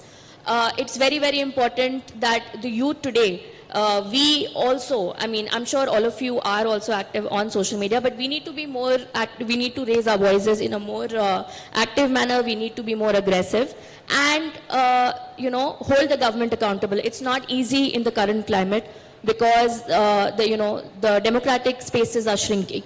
So many people who raise their voices on social media platforms, are under constant threat. They are under fear, but that does that mean that we stop doing that? Because if we stop doing that, then definitely nothing will come from it. So I would urge all of us here to, keep raising our voices, keep holding the government accountable. One of the recent instances, I'm sure you all know, there are which has been happening for some time now, the paper leaks which are happening, which recently happened in Uttar Pradesh also. There was huge protests by the students on it. I come from the Congress party. Our leader, Mr. Rahul Gandhi, has been raising his voices. He's been very, very supportive of the protests. And as a result of these protests, the government has been finally forced to withdraw. And they have said that they will go for a re-examination. So it is very, very important in the current climate of fear and threat that we still continue to raise the issues which are most important to us. Thank you. Thank you, Ruchira. I'll now request Sashikant Senthil to make his intervention. He's, of course, been in the civil services, resigned on matter of principle, a rarity. And then after that, he has worked in the Bharat Jodo Yatra to mobilize civil society. Currently, he heads the Congress Party's National War Room. Senthil, I'll now request you. Thank you, Pushparaj, and thank you, everybody. It's a very interesting topic, but I have a very fundamental problem. I really feel that we have still not started understanding the youth. You know, I really have a problem doing that. Like, we have a context for everything. To be young also has a context. When I was young, there was a context. Then I saw my younger brother. When he was young, there was a different context. And now I see 2-3 generations, they are all having different contexts in which they are young. So in common parlance, you know, people up to 60s, born from 40s to 60s are known as the boomers. Then comes the generation X, Gen Y, Gen Z, now the millennials. And all have very distinct thought processes. So I really feel we have never started to understand the youth. You know, whenever I sit and talk with a young person, they amaze me like anything. So I have this deep quest to really understand how they think, you know. But I also feel there's a lot of, you know, hope. Or when I was young, we were more into ourselves. We were more about our own development, our own thought processes. But that's fundamentally changed in a huge level in the current youth. So I think, you know, like in any issue, understanding the issue or understanding the context is the first thing to do. I should admit that none of the political processes or parties or the powers made be have really made a, you know, effort to do that. And the context is also changing so fast. So that being it, I think we should first try and, you know, be there to understand. Recently, I met a very active youngster. Then I asked that person, what do you think the Congress party should be doing for the youth? You know, should we talk about jobs or should we talk about, you know, something else? Then that person said, thought for some time and then said, you just have to be concerned about us. You know, just prove to us that you are concerned about us. No, that's a very profound statement. You know, the youth are looking not for specific things. They are looking for this broad concern that the political process or a party will be concerned about the youth. Because it involves a lot of other processes also. Right from education to employment, yes, it is all a necessity. But the current youth, I think, looks at a wholesome picture. I have a teenager in my home. I have seen that person, you know, relatively stop talking to me. Because somewhere down the line he felt that there is no use talking to this generation. And I'm sure some of you might have this experience. Nowadays the youth, especially the millennials, they don't talk much. Not because they don't want to talk, but because they feel there's no point. What do we do? So they also have a virtual world inside the mobile phones. I know a lot of people will not, parents, you know, may not be accepting that. But we don't have a choice. You know, in our generation, we had the television, we had the internet. My father was also not happy, but then he had to live with it. Likewise, I think this generation also has a lot of new things in their lives, and we have to be very accepting of that and try and see how we can, be a part of their growth. But having said all these things, we also have to understand that we are going through a very big political crisis.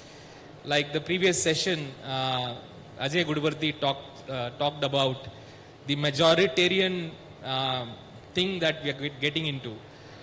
I also have a lot of hope from the younger generation because their thought process is very global, So sometimes I feel it's just time will just throw all this majoritarianism and populism out of the door and the youth will take over. I hope that time comes much sooner. But I really feel the youth of this era, this political era, are also in a way privileged because they are getting politicized. They are not like us who were in a bubble thinking about how much, which college will I go, how much will I earn, which abroad, kaun sa visa milega. That was our main thing. But now this generation has been brought into this political struggle and they are very concerned about many global issues, and they don't, ideologically they are nomads. They're not ideologically, identity wise. They are not very clear on one identity. They are moving around identities, and that's a great thing. That's what the Constitution talks about, that a pluralist country and, what we call in Kannada the Vishwamanava. So I think the youths are there, and it's for the political parties and processes to give them spaces inside. Right now, I think all the political parties are, I don't think where a youth would go and attach themselves into a party. Of course, the youth wing is certainly not the place. There is no clear-cut acceptance to youth to political processes. I think politics should change, and it is the boomer generation which has to change and adapt to what is required for the youth of this country. That's my opinion. Thank you, Senthil. Thank you so much. I'm glad that you introduced Boomer, and now I'm going to start using Gen Z and Millennial also in this conversation. Gen X also. Thank you. I'm now going to open it up for questions. Briefly, there is one thing I want all of us to continue to reflect on. Babasaheb Ambedkar said that constitutional morality is not a natural sentiment. It has to be cultivated, right? Now the problem is, those people in the last 10 years who had to get polarized have been polarized. That is not going to happen anymore. As Ruchira said, they have been getting and absorbing blindly things from the mobile phone. Politics is now on here. It is not door-to-door campaigning anymore, alone. It is mostly here. We are not really sufficiently looking carefully at what kind of regressive values are entering our body politic. And this is something that Babasaheb Ambedkar has warned about repeatedly. Nehru talks about this repeatedly. He says, Pandit Nehru said that it is right-wing majoritarianism, Hindu majoritarianism, that is the problem. Manuvad, what we call. I mean, him, Babasaheb Ambedkar, incidentally Golwalkar also, agree on one thing, that the last 1500 years of India's cultural consciousness, cultural battle has between Brahmanism and Buddhism. Now that war, that cultural war is undergoing, and our youth have been sucked up. Thankfully, it has stopped at 30%. It is not crossing 30%. But the challenge is, the remaining 65%, 65-70%, we are not changing ourselves. Our methods are so calcified that we are not being able to marshal that 65% in the defense of our constitutional values. We are not being able to do that. And recently there is a Konrad Adenauer survey which Lokniti did along with them. They said that 67% of India is increasingly conservative. They are highly casteist, they are highly patriarchal, they are highly xenophobic and racist. And this has happened, yes, for centuries. There has been some kind of regressive, atavistic attitudes ingrained in all of us. I'm not denying that. Many people, even today, have different plates for household staff and for their families. That still continues. But in the last 10 years, these regressive tendencies have been weaponized, methodically using this. But all of us, every political force, every civil society organization, every academic institution is just blind to this change that is happening under our very nose, under our very eyes. This is our challenge today. How do we foster a constitutional consciousness? How do we rethink? How do we reshape hearts and minds? Until we start with this, we are not going to be able to build a nation that is based on our constitutional values. So my question to all of you and all the panelists now is to reflect upon this while you pose your questions. I'm now going to stop here. Is there mics on the... So yeah, there are mics available. So if any of you could just raise your hands, whoever wants to ask. There's a question here. Paul Ji. Yeah, my question is that how to... Could you also introduce yourself so everyone knows? One line. My name is Paul Koshi. I am from Bangalore. And my question here is that how do you improve the imageability of politics itself? Because politics determines everything that happens on earth today and forever. So how do we increase the imageability of politics?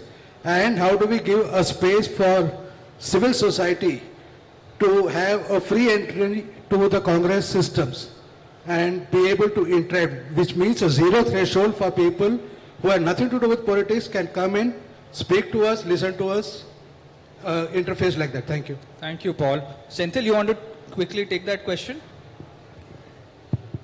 Thank you, Paul. It's a big problem. When I was growing up, my parents told me that Senthil, one day you should become an IAS officer. I said, IPS. He said, IPS is also okay, but IAS first. And then I have heard so many of my friends, colleagues, even today, I would keep an open challenge in this room also. How many of us would even tell our children to go near politics? No way. Which means 70 years, this space has been a void. People have ran away from this system and there's a big void which has been created. Now this is a chicken and egg story. And then it has been occupied by some forces which will again not want others to come inside. So it is going on like that. Where this has to be stopped? This has to be stopped, I think from both the ends. One is from the civil society, and also, I think we can use the word civil society. I would say everybody is political. The moment you start walking on a public road, you're already political. The moment you start saying this is right and wrong, idu sari, idu tappu, idu ee tara irbeku, ee sarkara aa tara irbeku anta helidage ನಾವು ರಾಜಕಾರಣಕ್ಕೆ ಬಂದ್ಬಿಟ್ಟಿದೀವಿ ಅಲ್ಲ. We are already there in political space. So going inside a political party, first we should not hide from this fact that we are political. Now my generation had this shame of saying no, I am not political. Boss, people telling me, Senthil, you have become a politician. So that's the way they abuse. So politics is not a bad word. Being political is a great thing, Whether you join a political party, that's a different thing. But you should be proud that we are political. Okay, second thing, political parties should now create these spaces where people can come inside. Open the doors, open the gates, and that is absolutely essential. And whichever party here does that first, I think is going to survive for the next generation. If a political party wants to survive, I think they have to open up the doors and give the spaces for people to come and feel not alienated. They should feel a part of it. I think at least in Congress party, we will try to move towards that. We will try to move towards, creating a flavor of politics, which is of course underlined by the basic values that we believe in, but also providing these entry points and these structures by which people can enter, and then the politics and the society becomes one and the same. Thanks. Thank you. We have a question here and here. Here also. Yeah. I am Rishikesh from Jharkhand. आज के समय में इतनी महंगाई है, बेरोजगारी है, इसके बावजूद हिंदी भाषी राज्य के जो युवा हैं वो भाजपा को वोट कर रहे हैं. तो हम ये जानना चाहेंगे कि हम लोग को ऐसा क्या करना चाहिए कि खास करके जो हिंदी भाषी राज्य हैं वो युवा हमारी तरफ आए. Thank you, Rishikesh. In the interest of linguistic federalism, what he asked for our Kannada and South speakers, he said that people in the Hindi heartland, despite having number of issues, still continue to vote for the BJP in large numbers. And what can be done to bring them back to progressive constitutional forces? Is that, yeah, thank you. Nawalji? Hindi heartland, since he's from Bihar, so the deep... I think Bihar is showing the way. What can be done to attract youth towards anti-BJP party framework. And the only way in which, because as you said, he said rightly that it is a state of joblessness. And those government, those political party who will speak for jobs will get more obstruction, at least in Hindi heartland. You will find that Bihar and UP, at both places, every day youth are on the road in UP. So far as their seeking jobs is concerned. In Bihar you will find that a leader is becoming popular day by day because he was able to give jobs to around 5 lakhs people in a small spell of 17 months. So what I think, because for a case of Bihar, one thing is that it is a resource-less state. After division from Jharkhand, Bihar became more poorer as compared to earlier, and therefore it became a challenge. But in the past 2 decades, there was a situation in which more people could not get jobs. At least 10 lakhs vacancy was there when we were speaking of it in 2020. And we have been able to do the half. And therefore, the youth of Bihar are attracted. So one reason I said that youth, primary, why they are not in politics, they are not attracted in politics, is one reason that they have first to think about their career. That we should not forget. We have to be with them while they are building for their career, that is at the college and university level. That is the place from where they take off.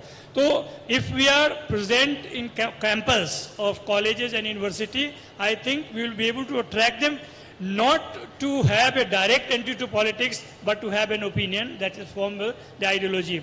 I will just put one more point, that way back in UPA 1, one of the member of parliament from our party, he brought about a private member bill, and that was National Commission for Youth. He was youth president that time of our party, and he took that private member bill to the parliament. The idea was, if there are huge number of youth, there has to be a commission to think about what is to be done for the youth. I think that is more important, and this is right time when we have the huge number of youth, we should have a commission which can think about not only problems but also solution to the youth as far as that is concerned. Thank you, Nawalji. We had, I think, 2 questions this side, sir, and, oh sorry, we'll just come here first. He had the mic, so, and then after that, sir. I am Dr. Ashok Kumar from Tamil Nadu. Employment generation is the social responsibility, and it's very crucial for the youth. Of late, the jobs are decreasing. Many reasons for that. Moreover, my concern is the government jobs are decreasing because of privatization. Government jobs are concerned with social justice. We should ensure social justice to the oppressed sections of our society, OBCs, SCs, STs, and minorities.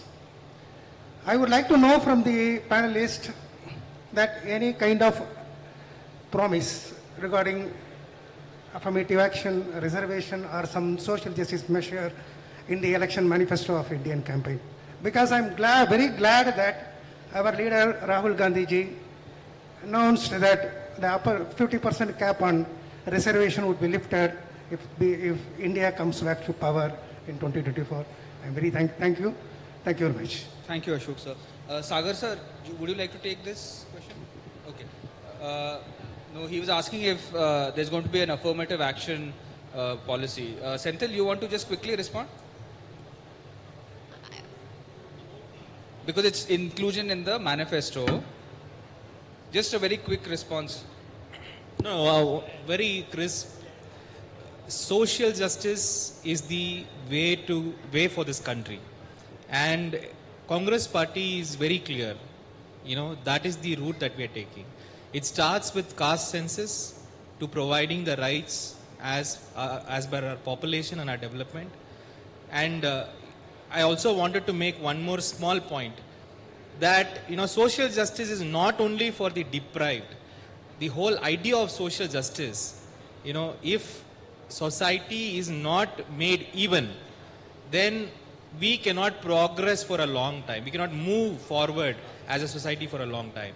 Okay, so there is goodness in social justice for everybody. Even the privileged class can move peacefully in a society only when social justice is there. So we know that is the main plank on which we will fight this election. You want to say something quickly? Yes. Very quickly, but. I just want to add two things. One, that Bihar has also shown one way by counting caste also increases the quantum of reservation. But that is not enough for the youth, because large youth are from the Bahujans, and the large number of opportunities there in the private sector. So why not all political parties think in terms of demanding reservation in private sector, and that should come from the objective test, as there is UPSC, Union Public Service Commission Board. On similar ground, I think there should be Union Private Service Commission Board, which will at least give an objective basis of recruitment. Now in private sector, the major problem is that there is no visible kind of objective selection. The criteria is largely, you will find that in the selection process in the companies, which is not very visible. It is not objective. So one, that there should be an objective criteria of selection in terms of private selection board. Number two, there should be at least some quantum of reservation, because private sector is not that private as it is claimed. They get so many concessions from the government, and they try to meet those things only by CSR, corporate social responsibility. I think it should come and get reflected in social configuration so far as the company or private sector is concerned. That is what I wanted to add. Thank you, Nawal. Sir, please. Is the mic on? Good afternoon, everybody. I am G. Hanmantrayappa, retired superintendent engineer, Government of Karnataka, Bengaluru. Because of Constitution, I retired as a superintendent engineer. I believe in India means Indus civilization. India means integrity civilization. India means inclusive civilization. But from past some years, they have abolished to opt any religion. There is no freedom in opting the religion. What is the reason? Thank you. Ruchira, you want to take this question? The attack on the religious rights and I guess...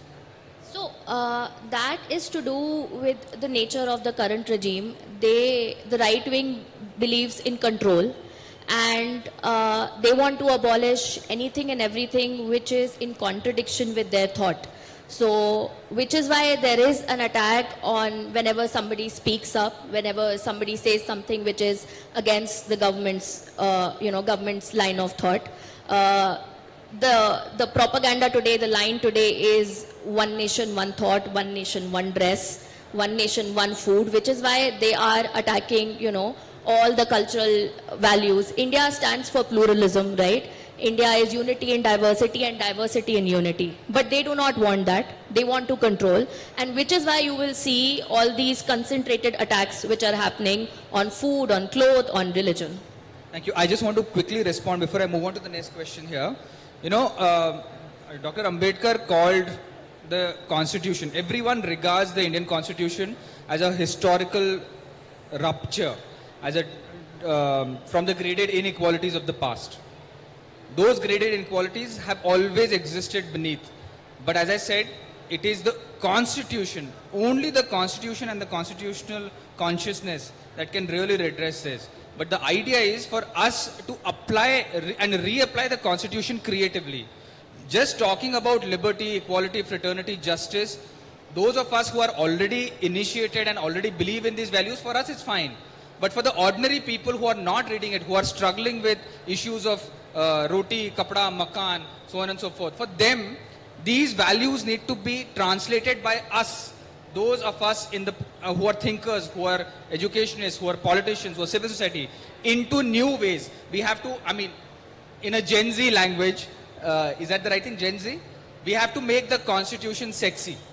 Everyone should say that this book is the silver bullet for everything that is wrong. They should be able to assert their rights, but it is our job to make it relatable.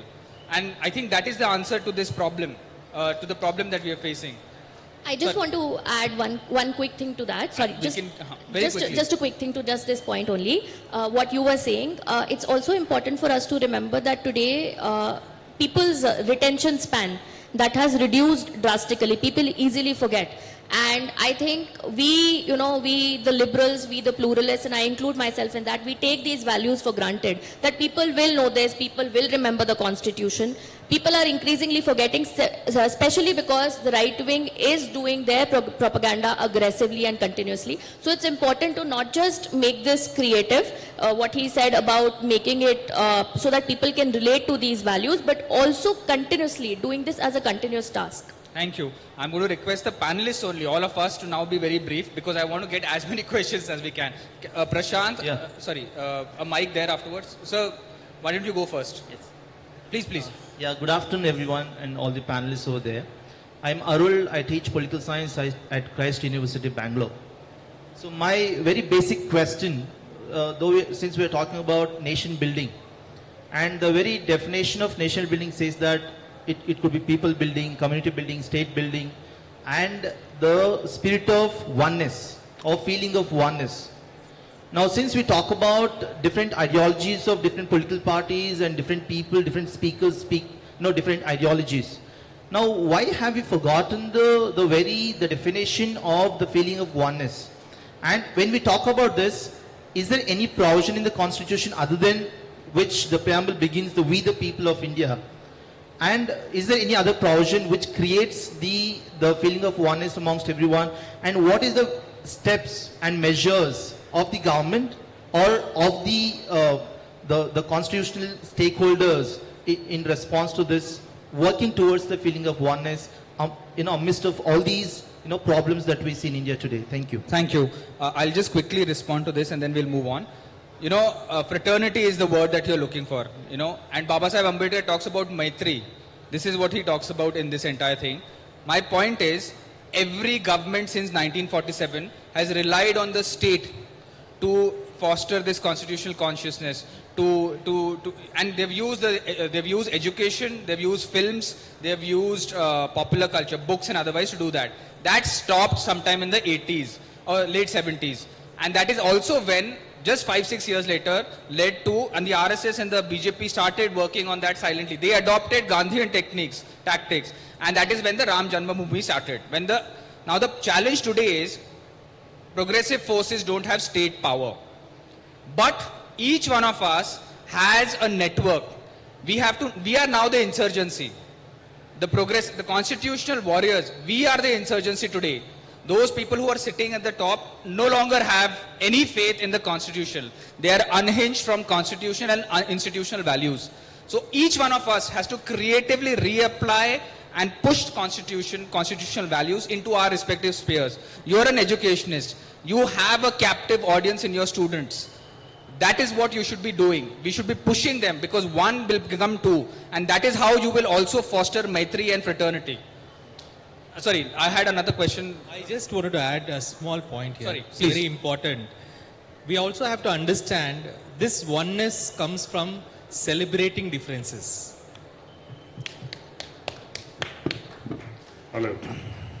Hi, I'm Prashant. I'm a lawyer and have a question with Mr. Senthil. My question is about that we see a lot of talk about youth, but if you remember, if you would have seen this, the JP Andolan started from Gujarat, I believe, on mustard oil prices going up in a cafeteria, and that's how it started from Gujarat, went to Bihar, and then eventually picked up. There's so many things going wrong in the country right now. The youth is frustrated, just the UP incident yesterday. Are we looking for a father figure to come in to channel this energy and possibly convert this into a mission? How do you see it happening anytime soon, or are we looking for it, or are we going to capture it as a party, or no? Thank you, Prashant. Ruchira, you want to take this answer? Huh? Okay, gentle say. I think every generation will find its way, and then, of course, it's very logical for us to compare what happened then and what might happen now. Every generation has its threshold limits. Every generation has its way of presenting things. Right now, we are going through big political turmoil, much larger than just price rise or any kind of authoritarian. It is much more bigger than that. Medias are captured, institutions are captured, minds are captured. So I think it will find its own leadership. It will find its own process. We'll just have to do what we think is right. And I think the most important part is not about the movement, but about the individual. How am I going to articulate what is right? So I think that is the primary question right now within all of us. The movement will find its form. Yeah, please go on. Next question. ನಮಸ್ಕಾರ, ನನ್ನ ಹೆಸರು ಸಂಜೀವ್ ಜಗ್ಲಿ ಅಂತ. ನನ್ನ ಪ್ರಶ್ನೆ ಶಶಿಕಾಂತ್ ಸರ್ಗೆ ಮತ್ತೆ DJ Sagar ಸರ್ಗೆ. ಹೌದು, ನಾವು ಆಗ್ಲಿಂದ ಮಾತಾಡ್ತಾ ಇದ್ದೀವಿ, ನಮ್ಮದು ಯಂಗ್ ಇಂಡಿಯಾ, ಯುವಜನ ಭಾರತ ಅಂತ ಹೇಳ್ತೀವಿ ನಮ್ಮದು. 2021ರಲ್ಲಿ ನ್ಯಾಷನಲ್ ಕ್ರೈಮ್ ಬ್ಯೂರೋ ಒಂದು ವರದಿ ಬಿಡುತ್ತೆ. ಆತ್ಮಹತ್ಯೆ ಮಾಡಿಕೊಂಡವರಲ್ಲಿ 40% ಜನ ಯುವ ಜನರು ಅಂತ ಹೇಳುತ್ತೆ. ಸೊ ಇದು ಯುವ ಜನರು ಸತ್ತ ಮೇಲೆ ಬರುವಂಥ ವರದಿ. ಯಾಕೆ ನಮ್ಮ ಸರ್ಕಾರಗಳು ಯುವ ಜನರು ಬದುಕಿದ್ದಾಗ ಅವ್ರ ಸಮಸ್ಯೆ ಏನು, ಎಲ್ಲಿದ್ದಾರೆ, ಹೇಗಿದ್ದಾರೆ, ಏನು ಮಾಡ್ತಿದ್ದಾರೆ, ಎಜುಕೇಷನ್ ಮುಗಿಸಿದಾರಾ ಇಲ್ವಾ, ಯಾಕೆ ರಿಸರ್ಚ್ ಆಗಲ್ಲ ಇದ್ರ ಬಗ್ಗೆ? ಅವರ ಮೆಂಟಲ್ ಹೆಲ್ತ್ ಸಮಸ್ಯೆ ಏನು, ಫಿಸಿಕಲ್ ಹೆಲ್ತ್ ಸಮಸ್ಯೆ ಏನು, ಯಾಕೆ ಇದು ರಿಸರ್ಚ್ ಆಗಲ್ಲ ಅನ್ನೋದು ಒಂದು. ಶಶಿಕಾಂತ್ ಸರ್ಗೆ ಈ ಪ್ರಶ್ನೆ. DJ ಸಾಗರ್ ಅವರಿಗೆ, ಉನ್ನತ ಶಿಕ್ಷಣ ಸಿಗಬೇಕು ಹೌದು ಎಲ್ಲ ಯುವ ಜನರಿಗೆ, ಯಾಕೆ ಹೈಯರ್ ಎಜುಕೇಷನ್ ಅನ್ನೋದು ಕೆಲವು ಕಮ್ಯುನಿಟಿಗಳಿಗೆ ಮಾತ್ರ ಸೀಮಿತ ಆಗಿದೆ? ತಳ ಸಮುದಾಯದ ಯುವ ಜನರಿಗೆ ಉನ್ನತ ಹುದ್ದೆಗೆ ಹೋಗಕ್ಕೆ ಯಾಕೆ ಆಗ್ತಾ ಇಲ್ಲ? ಇವತ್ತಿಗೂ DC, ತಹಸೀಲ್ದಾರು, PSI, SI ಅಂತ ನೋಡೋದಾದ್ರೆ ಕೆಲವು ಕಮ್ಯುನಿಟಿಗಳಲ್ಲಿ ಮಾತ್ರ ಇದ್ದಾರೆ. ತಳ ಸಮುದಾಯದ ಯುವ ಜನರು ನೋಡಿದ್ರೆ SDA, FDA ಎಲ್ಲೋ ಬೆರಳೆಣಿಕೆಯಷ್ಟು ಜನ ಪಾಸ್ ಮಾಡಿರ್ತಾರೆ ಹೊರತು ಅಲ್ಲಿಗೆ ಹೋಗಕ್ಕೆ ಯಾಕೆ ಆಗ್ತಾ ಇಲ್ಲ ಈ ಯುವ ಜನರಿಗೆ ಅನ್ನೋದು ನಿಮಗೆ ಪ್ರಶ್ನೆ. 2 ಪ್ರಶ್ನೆ. Thank you. Thank you. Raja sir, Sagar sir, you will take it. No, please take it.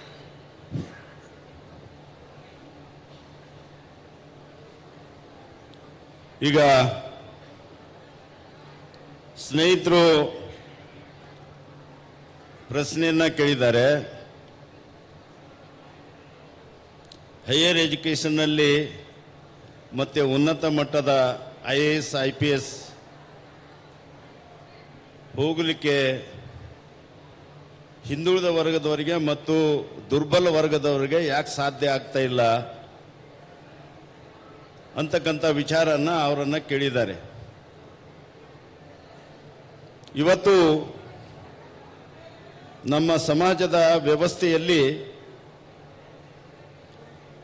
75 ವರ್ಷಗಳ ಹಿಂದೆ ಸಂವಿಧಾನ ಜಾರಿಗೆ ಬರೋಕ್ಕಿಂತ ಮುಂಚೆ ನಮ್ಮ ದುರ್ಬಲ ವರ್ಗದವರಿಗೆ ಮತ್ತು ಹಿಂದುಳಿದ ವರ್ಗಗಳಿಗೆ ಶಿಕ್ಷಣ ನೀಡುವಲ್ಲಿ ವಂಚಿತರಾಗಿದ್ದರು. ಅವರನ್ನು ಮನುಷ್ಯರಂತ ಪರಿಗಣಿಸಲಾರದೆ ಅವರನ್ನು ದಮನ ಮಾಡುವ, ಅವರ ಹಕ್ಕುಗಳನ್ನು ದಮನ ಮಾಡತಕ್ಕಂಥ ವಿಚಾರದಲ್ಲಿ ಮತ್ತು ದೇಶದ ಹಲವು ಭಾಗಗಳಲ್ಲಿ ರಾಜ್ಯರ ವ್ಯವಸ್ಥೆ ಇರೋದ್ರಲ್ಲಿಂದ ಆಯಾ ಭಾಗಗಳಲ್ಲಿ ಉದಾರತೆ ತೋರಿ ರಾಜ ಆಳ್ತಕ್ಕಂಥವರು ಶಿಕ್ಷಣ ಕೊಟ್ಟರು. ಕೆಲವೊಂದು ಭಾಗಗಳಲ್ಲಿ ಆಳಿರ್ತಕ್ಕಂಥ ರಾಜರು ಶಿಕ್ಷಣ ಎಲ್ಲ ಜನರಿಗೆ ಕೊಡಲಿಲ್ಲ. ಈ ಎಲ್ಲ ಬ್ಯಾಕ್ಗ್ರೌಂಡ್ಲಿಂದ ಉನ್ನತ ಮಟ್ಟ ಶಿಕ್ಷಣಕ್ಕೆ ಹೋಗಲಿಕ್ಕೆ ಎಷ್ಟು ಶೇಕಡಾವಾರಿನಲ್ಲಿ ನಾವು ನಿರೀಕ್ಷೆ ಮಾಡ್ತೀವಿ, ಅದು 75 ವರ್ಷಗಳಲ್ಲಿ ಅದು ಸಾಧ್ಯ ಆಗಲಾರದ ಒಂದು ವಾಸ್ತವವನ್ನು ಇವತ್ತು ನಮ್ಮ ಎದುರುಗಡೆ ಇದೆ.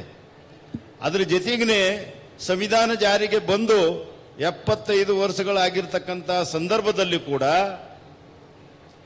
ಇವತ್ತು ಜಾತಿ ವ್ಯವಸ್ಥೆಯ ಕಾರಣ ಉನ್ನತ ಶಿಕ್ಷಣ ಹೋಗಲಿಕ್ಕೆ ನಮ್ಮ ಫ್ಯಾಮಿಲಿ ಬ್ಯಾಕ್ಗ್ರೌಂಡ್ಸ್, ಬಡತನ, ಅನಕ್ಷರತೆ, ಇದು ಒಂದು ಜೊತೆಗೇ ಇನ್ನೂ ಒಂದು ಹ್ಯಾಂಡಿಗೆ 5 ಬೆರಳುಗಳು ಏನಿವೆ, ಇಷ್ಟೇ ಜನ IAS IPSಗೆ ಹೋಗ್ತಾರಂತದನ್ನು ಕೂಡ ಅವರಿಗೆ ಜಾತಿ ಕಾರಣಕ್ಕಾಗಿ ಬ್ಯಾಕ್ಗ್ರೌಂಡ್ ಇರೋದಕ್ಕಾಗಿ ಅವರಿಗೆ ಹೋಗಲಿಕ್ಕೆ ಸಾಧ್ಯ ಇಲ್ಲ ಅಂತಕ್ಕಂಥ ಸತ್ಯವನ್ನು ನಾವು ಒಪ್ಕೊಳ್ಬೇಕಾಗಿದೆ. ಮತ್ತು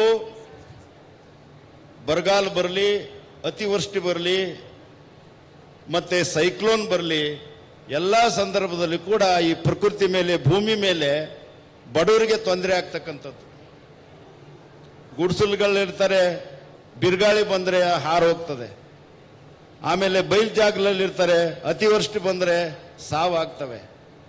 ಇದಕ್ಕೆಲ್ಲನೂ ಕೂಡ ನಮ್ಮ ಸಮಾಜದ ವ್ಯವಸ್ಥೆನೇ ಕಾರಣ, ನಮ್ಮ ಜಾತಿ ವ್ಯವಸ್ಥೆನೇ ಕಾರಣ, ನಮ್ಮಲ್ಲಿ ಇರ್ತಕ್ಕಂಥ ಶೋಷಣೆನೇ ಕಾರಣ. ನಮಗೆ ಇಲ್ಲಿವರೆಗೂ ಕೂಡ ಶಿಕ್ಷಣ ಸಿಗಲಾರದೆ ಇದ್ದಿರ್ತಕ್ಕಂಥದ್ದೇ ನಿಜವಾದಂಥ ಕಾರಣ. ಇವೆಲ್ಲ ಕಾರಣಗಳಿಂದ ನಾವು ಎದ್ದು ಬರಬೇಕಾದ್ರೆ ಬಹುತೇಕವಾಗಿ ನಮ್ಮ ಸಮಾಜವನ್ನು ಇನ್ನೂ ಜಾಗೃತ ಆಗಬೇಕು. ನಮ್ಮ ಸಮಾಜವನ್ನು ಇನ್ನೂ ದುರ್ಬಲ ವರ್ಗಗಳ, ಹಿಂದುಳಿದವರ, ತುಳಿತಕ್ಕೊಳಗಾಗಿರ್ತಕ್ಕಂಥ, ಹಕ್ಕುಗಳಿಗೆ ವಂಚನೆ ಆಗಿರ್ತಕ್ಕಂಥ ಸಮಾಜ ಇವತ್ತು ಹೆಚ್ಚು ಜಾಗೃತ ಆಗಬೇಕು. ಮತ್ತು ಬಾಬಾ ಸಾಹೇಬ್ ಅಂಬೇಡ್ಕರ್ ಕೊಟ್ಟಿರ್ತಕ್ಕಂಥ ಸಂವಿಧಾನವನ್ನು ನಾವು ಉಳಿಸ್ಕೊಳ್ಬೇಕು. ಅಂದಾಗ ಮಾತ್ರ ನಮ್ಮ ಮುಂದಿನ ಫ್ಯೂಚರ್ಸು ಮತ್ತು ಭವಿಷ್ಯದಲ್ಲಿ ಕೂಡ ಇವು ಎಲ್ಲನೂ ಕೂಡ ನಾವು ಕಾಣಬಹುದು ಅಂತ ನಾನು ಹೇಳಕ್ಕೆ ಇಷ್ಟನ ಪಡ್ತಾ ಇದ್ದೀನಿ. Thank you, Sagar sir. We have one question. Any other questions? I'll just take them one by one. 2 questions there. 3. Just very quickly.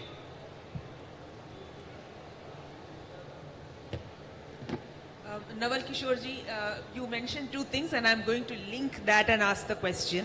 थोड़ा jarring, controversial लग सकता है, but I'm just going to go for it anyway. आपने कहा जो party अपने अपने states में एम्प्लॉयमेंट अनाउंस करेंगे, they're going to win. 2 crore job तो वहां पर भी अनाउंस किया था, इसीलिए शायद वो विन कर रहे हैं, but that's not my question. तो and so they need to be talking about why there is no employment in their state. That we will be providing employment in the state. That is what you say that the party should be doing. And you also talked about reservation, private sector mein. So how does it work if the party in their states say as to why is it that their people are having to go to other cities for jobs? कि जो party वहां पर है वो divisive agenda follow करती है, development की बात नहीं करती है, और दूसरे स्टेट में जॉब्स इसलिए हैं क्योंकि वहां पर डेवलपमेंट परस्यू किया जाता है, जो फंड्स दिए जाते हैं गवर्नमेंट टैक्स मनी से वही किया जाता है. And coming back to reservation, so I am linking these two. And जो अदर स्टेट्स जहां पर माइग्रेशन ज्यादा होता है, इफ दो states become protectionist and they say that हमारे स्टेट में हमारे लोगों को एम्प्लॉयमेंट दिया जाएगा, तो वो थोड़ा एक डिविजिव, तो कॉन्स्टिट्यूशन से अलग एक नैरेटिव हो जाता है. लेकिन what do you think about that? तो इससे ये हो जाता है कि उस स्टेट में लोगों को इस तरह से जागृत भी किया जा सकता है कि आपको जॉब इसलिए नहीं मिल रहा है क्योंकि आपकी सरकार जो करना चाहिए वो नहीं कर रही है, और आप अपने स्टेट में नौकरी करने का अपॉर्चुनिटी खो करके अपने परिवार, अपने जमीन, सबको छोड़ के आप कहीं और जा रहे हैं. इससे अच्छा आप ये करें. और इस तरह से जो दूसरा स्टेट अपने ही लोगों को एम्प्लॉयमेंट देने का प्रॉमिस इनकरेज करते हैं, इलेक्टोरल गेन भी होता है उनको, and the long arm of hate that is reaching into other states, that can be stopped. That's my thought. Thank you. Nawal ji, before you answer, can we just take the 3 questions? And then what I'll do now is, because we're running out of time, we'll take the 3 questions and I'll request each of the panelists to make one brief comment. Is there any question this side also? Is there? Okay, Devi sir, of course. So we'll take all the 4 or 5 questions that are there, and then each of us can just reflect on all of them collectively. Sorry, the next question there. I'm Niyati Ubhan from Mumbai. I have a question for the youth, and though we see the most bad times right now, but there is something good that's happening in these bad times, and there is a little sense of awakening in the youth. And there is a little they are kind of getting tilted to the politics. But even though if they may appear a little attracted to politics, I think they are a little afraid of the process. So how do we as political organizations here facilitate the process and ensure that they have a little give back? You know, I mean, we give them something back, which is going to be very important for the years to come, because this set of generations who are now kind of going on to the revolution kind of side, and this is going to be on us. How do we utilize them for the many years to come and ensure that we have our democracy in place? So that's my question to y'all, and I think we need to also think something very creative. This is from my side. Thank you so much. Thank you. The next question was somewhere here. Yes, sir. Hello, ನನ್ನ ಹೆಸರು ದೇವರಾಜ್ ಅಂತ ಬೆಂಗಳೂರಿಂದ. ರೀಸೆಂಟಾಗಿ ಒಂದು survey ಪ್ರಕಾರ India ದೇಶದಲ್ಲಿ ಒಂದು ವರ್ಷದಲ್ಲಿ 17 ಲಕ್ಷ ಇಂಜಿನಿಯರ್ಸು ಪಾಸ್ ಆಗ್ತಾರೆ ಅಂತ. ಆದರೆ ಅವರಿಗೆ ಎಂಪ್ಲಾಯಬಲ್ ಕೌಶಲ್ಯ ಇರೋದು ಬರೀ 3 ಲಕ್ಷ ಜನಕ್ಕೆ ಮಾತ್ರ ಅಂತ ಹೇಳ್ತಾರೆ. ನಾನು ಯಾಕೆ ಈ ಮಾತು ಹೇಳ್ತಾ ಇದ್ದೀನಿ ಅಂತಂದರೆ, ಈಗ ನಮ್ಮ ಕರ್ನಾಟಕದಲ್ಲಿ ಈ ಕಿತ್ತೂರು ರಾಣಿ ಚೆನ್ನಮ್ಮ ಸ್ಕೂಲ್ಸು, ಮೊರಾರ್ಜಿ ದೇಸಾಯಿ ಸ್ಕೂಲ್ಸು ಅಂತ ತುಂಬ ಚೆನ್ನಾಗಿ ಪರ್ಫಾರ್ಮ್ ಮಾಡ್ತಾ ಇದ್ದಾವೆ. ಬಟ್ ಅಲ್ಲಿ ನನ್ನ ತಿಳುವಳಿಕೆ ಪ್ರಕಾರ ಹ್ಯೂಮನ್ ರಿಸೋರ್ಸಸ್ಸು ತುಂಬ ಟೆಕ್ನಿಕಲ್ ಆಗಿ ಇಲ್ಲ ಅವರು. ಆ ಒಂದು ಉದ್ದೇಶದಿಂದ ಆ ನಿಟ್ಟಿನಲ್ಲಿ ಈಗ 17 ಲಕ್ಷ ಪಾಸ್ ಆಗ್ತಾರೆ. ಎಲ್ಲ ಯೂನಿವರ್ಸಿಟಿಗಳಲ್ಲೂ ಪಾಸ್ ಆಗೋದ್ರ ಬಗ್ಗೆ ಯಾವುದೇ ರೀತಿಯ ಇದಿಲ್ಲ. ಆದರೆ ಆಗ ಎಂಪ್ಲಾಯಬಲ್ ಕೆಪಾಸಿಟಿ ಇದೆಯಲ್ಲ, ಅದು ರಿಡ್ಯೂಸ್ ಆಗಿದೆ. ಇದಕ್ಕೆ ತಮ್ಮ ಸಲಹೆ ಏನು ಅಂತ ನಾನು ಸೆಂಥಿಲ್ ಸರ್ ಹತ್ರ ನಾನು ಮಾತಾಡ್ತೀನಿ. Thank you, sir. And one sir and Devi sir. Sir, you have a mic. And then next one. Yeah. Is it okay? Yes, it's on, sir. We can hear you. So my question is to the audience. We all know that our country is today fighting an unprecedented war between fascism and the constitution. That's clear to each one of us. We therefore know that all the non-fascist political parties need a new lease of life. Now, Congress is among those the largest party as of now.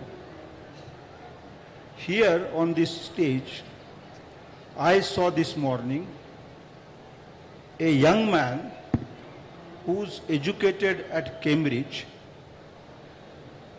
but has given up a lucrative career and come back to India to work without taking even 1 rupee from the Congress for keeping up the ideology of Congress. Tremendous work he's doing. Cambridge educated. There is a young woman who could have gone into some IT industry in Bengaluru, you understand this, and made millions, but she's chosen to lead the social media wing of the Congress. That is generating perception. And here is a person who got into IAS, for which there are lakhs who make a queue, was commissioner, gave up that and joined the Congress without 1 rupee in return from the Congress. And he is running the war room for the Congress. Now my question to you is, what does a party need? Somebody to run the war room, somebody to run the social media, somebody to run keep the ideology. If a party has these three, a party can remain alive. My question is, Naval जी, आपको मैं इसमें शामिल ही कर रहा हूँ. My question, and Tejasvi, of course, young leader, and Rahul Gandhi, young leader. Now, my question is, if there is BSC, Bombay Stock Exchange, for investing your money, supposing we have a PSC, Political Stock Exchange, and you are the investors, are you going to invest in this new young Congress or not? Raise your hands. No, some of them don't want to invest in this Congress. शायद मेरा सवाल आपको पहुंचा नहीं है, इसलिए मैं moderator के पास ये देता हूं, और मैं ये पूछ रहा हूं कि जैसे आप पैसे आपके बढ़ाने के लिए स्टॉक एक्सचेंज में इन्वेस्ट करते हैं, कॉन्स्टिट्यूशन बचाने के लिए इस तरह की यंग माइंड्स चलाने वाली पार्टी में आपकी एनर्जी इन्वेस्ट करेंगे या नहीं करेंगे? नहीं, बहुत सारे हैं जो मेरी बात समझ नहीं रहे. Thank you. कम से कम कुछ तो कॉन्स्टिट्यूशन को जिंदगी मिलेगी. वकील साहब, मैं आपको थैंक यू. ದೇವಿ ಸರ್ ಅವರು ಇಂಗ್ಲಿಷ್ ಮತ್ತು ಹಿಂದಿಯಲ್ಲಿ ನಿಮ್ಗೆಲ್ರಿಗೂ ಒಂದು ರಿಕ್ವೆಸ್ಟ್ ಮಾಡಿದ್ದಾರೆ, ಕನ್ನಡದಲ್ಲಿ ಹೇಳ್ತಿದ್ದೀನಿ. These are the young Turks now. Yes. Congress में ही बड़ी रेवोल्यूशन हो रही है. Young Turks are running the Congress party. पुराने कांग्रेस की इमेज भूल जाइए. सेंथिल ने कहा गांधीयन होना पड़ेगा. Change yourself then the world will change. ये बिल्कुल गांधी की फिलोसफी है. ये गांधी की फिलोसफी बोल रहे हैं आज. This is the new young Turk group, और इससे कॉन्स्टिट्यूशन जिंदा रह सकती है, मेरा भरोसा है. ದೇವಿ ಸರ್ ಹೇಳ್ತಾ ಇದ್ದಾರೆ, ಪ್ರಜಾಪ್ರಭುತ್ವ ಮತ್ತು ಸಂವಿಧಾನದ ರಕ್ಷಣೆಗೆ ವೇದಿಕೆ ಮೇಲಿರುವಂತಹ ಯುವಕ ಯುವತಿಯರು ಅವರ ಪರ್ಸನಲ್ ಆಂಬಿಷನ್ಸ್, ಅಂದ್ರೆ ಅವರ ಮಹತ್ವಾಕಾಂಕ್ಷೆ, ಹಣ ಮಾಡಬೇಕು, ಪೊಸಿಷನ್ ಬೇಕು, ಇವೆಲ್ಲವನ್ನ ಬಿಟ್ಟು ಕಾಂಗ್ರೆಸ್ ಅನ್ನೋ ಒಂದು ವೇದಿಕೆ ಮೂಲಕ ಸೊಸೈಟಿಗೆ, ದೇಶಕ್ಕೆ ನಾವು ಮಾಡಬೇಕು ಅಂತ ಬಂದಿದ್ದಾರೆ. ಒಬ್ರು ಅವರ ಸರ್ವೀಸು, IAS ಸರ್ವೀಸು, ದೊಡ್ಡ ಹುದ್ದೆಗಳ ಸರ್ವಿಸ್ನ ಬಿಟ್ಟು ಬಂದಿದ್ದಾರೆ. ಒಬ್ಬ ಮಹಿಳೆ ತನ್ನ ಎಲ್ಲ IT ಆಂಬಿಷನ್ಸ್ನ ದುಡ್ಡು ಮಾಡೋದನ್ನ ಬಿಟ್ಟು ಮೀಡಿಯಾನ ನಾನು ನೋಡ್ಕೋತೀನಿ ಅಂತ ಬಂದಿದ್ದಾರೆ. ಒಬ್ಬರು ನವಲ್ ಕಿಶೋರ್ ಅವರ ರಾಜ್ಯದಲ್ಲಿ ಅವರ ಒಂದು ಸ್ವಂತ ಹಿತಾಸಕ್ತಿನ ಬಿಟ್ಟು ದೇಶಕ್ಕಾಗಿ ಬಂದಿದ್ದಾರೆ. ಒಬ್ಬ ನಮ್ಮ ಪುಷ್ಪರಾಜ್ ದೇಶಪಾಂಡೆ ಅಂತವರು ಕಾಂಗ್ರೆಸ್ ಮೂಲಕ ಯುವ ಜನರನ್ನ ಸಂಘಟಿಸಬೇಕು, ಮುಂದಿನ ಭವಿಷ್ಯ ಭಾರತವನ್ನ ಕಟ್ಟಬೇಕು ಅಂತ ಬಂದಿದ್ದಾರೆ. ಸ್ಟಾಕ್ ಎಕ್ಸ್ಚೇಂಜ್ ತರ ಇವರು ನಮ್ಮ ಯುವ ಜನರ ಒಂದು ಎಕ್ಸ್ಚೇಂಜ್ ಅಂತ ಮಾಡಿದಾಗ ನೀವೆಲ್ಲರೂ ಶೇರ್ ಹೋಲ್ಡರ್ ಆಗ್ತೀರಿ. ನೀವೆಷ್ಟು ಜನ ಈ ಯುವಕರ ಜೊತೆ ನಿಂತು ಮುಂದಿನ ಹೊಸ ಭಾರತವನ್ನ ಕಟ್ತೀರಿ, ನೀವೆಷ್ಟು ಜನ ರೆಡಿ ಇದ್ದೀರಿ ಅಂತ ಪ್ರಶ್ನೆ ಮಾಡ್ತಾ ಇದ್ದಾರೆ. Yes, thank you. Thank you so much. I want to now quickly get one brief comment, very brief, from each of the panelists in responding. Sorry, there was one last question. I'm so sorry. I know. Very quickly. So my name is Anjor, and I'm from an organization called Dialogues on Democracy and Development. Just 3 incidences. One is from yesterday evening. I was sitting in my neighborhood, and a group of uncles is talking about ये क्या न्याय यात्रा निकाल रहे हैं, ऐसे behave करते हैं जैसे बहुत साल से अन्याय हो रहा है. कौन सा अन्याय हो रहा है? हम तो कोई अन्याय के बारे में नहीं जानते. So talking about, they don't know what is this justice that Congress is talking about, as if there's been injustice all this while. So another incident, I was training a couple of people from the Ministry of Social Justice and Environment, Social Justice and Empowerment in different states across the country. And everywhere I asked what is the meaning of social justice, they said they don't know, no idea what social justice really means. When I'm talking to people about what is the state of democracy in the country, a lot of people say, well, democracy is very strong. What you see happening is the will of the majority. That is what democracy is. It's the will of the majority. So my point here is that we think we are very closely attached, and you mentioned it, all of you mentioned, we are closely attached to these terms, liberty, equality, fraternity, democracy. But people don't really understand the meaning of these words. So we can cry hoarse amongst ourselves about constitution, but unless we get into really explaining what these terms mean, what the essence of these terms mean to people, we won't be able to reach much. So I want to ask you all, what do you think, what are your organizations as Congress, as Samruddha Bharat Foundation, as RJD doing to get the meaning of these words into the hearts of people, and what can we as academics, educators do to support your work in this? Thank you. Do you want to quickly ask a question right now? Just very quickly, 2 questions, right? Sir, you have a mic right now, just ask a question, please. Sir, ನನ್ನ ಹೆಸರು ಸತೀಶ್ ಅಂದ್ಬಿಟ್ಟು ಬೆಂಗಳೂರಿಂದ ಬಂದಿದ್ದೇನೆ.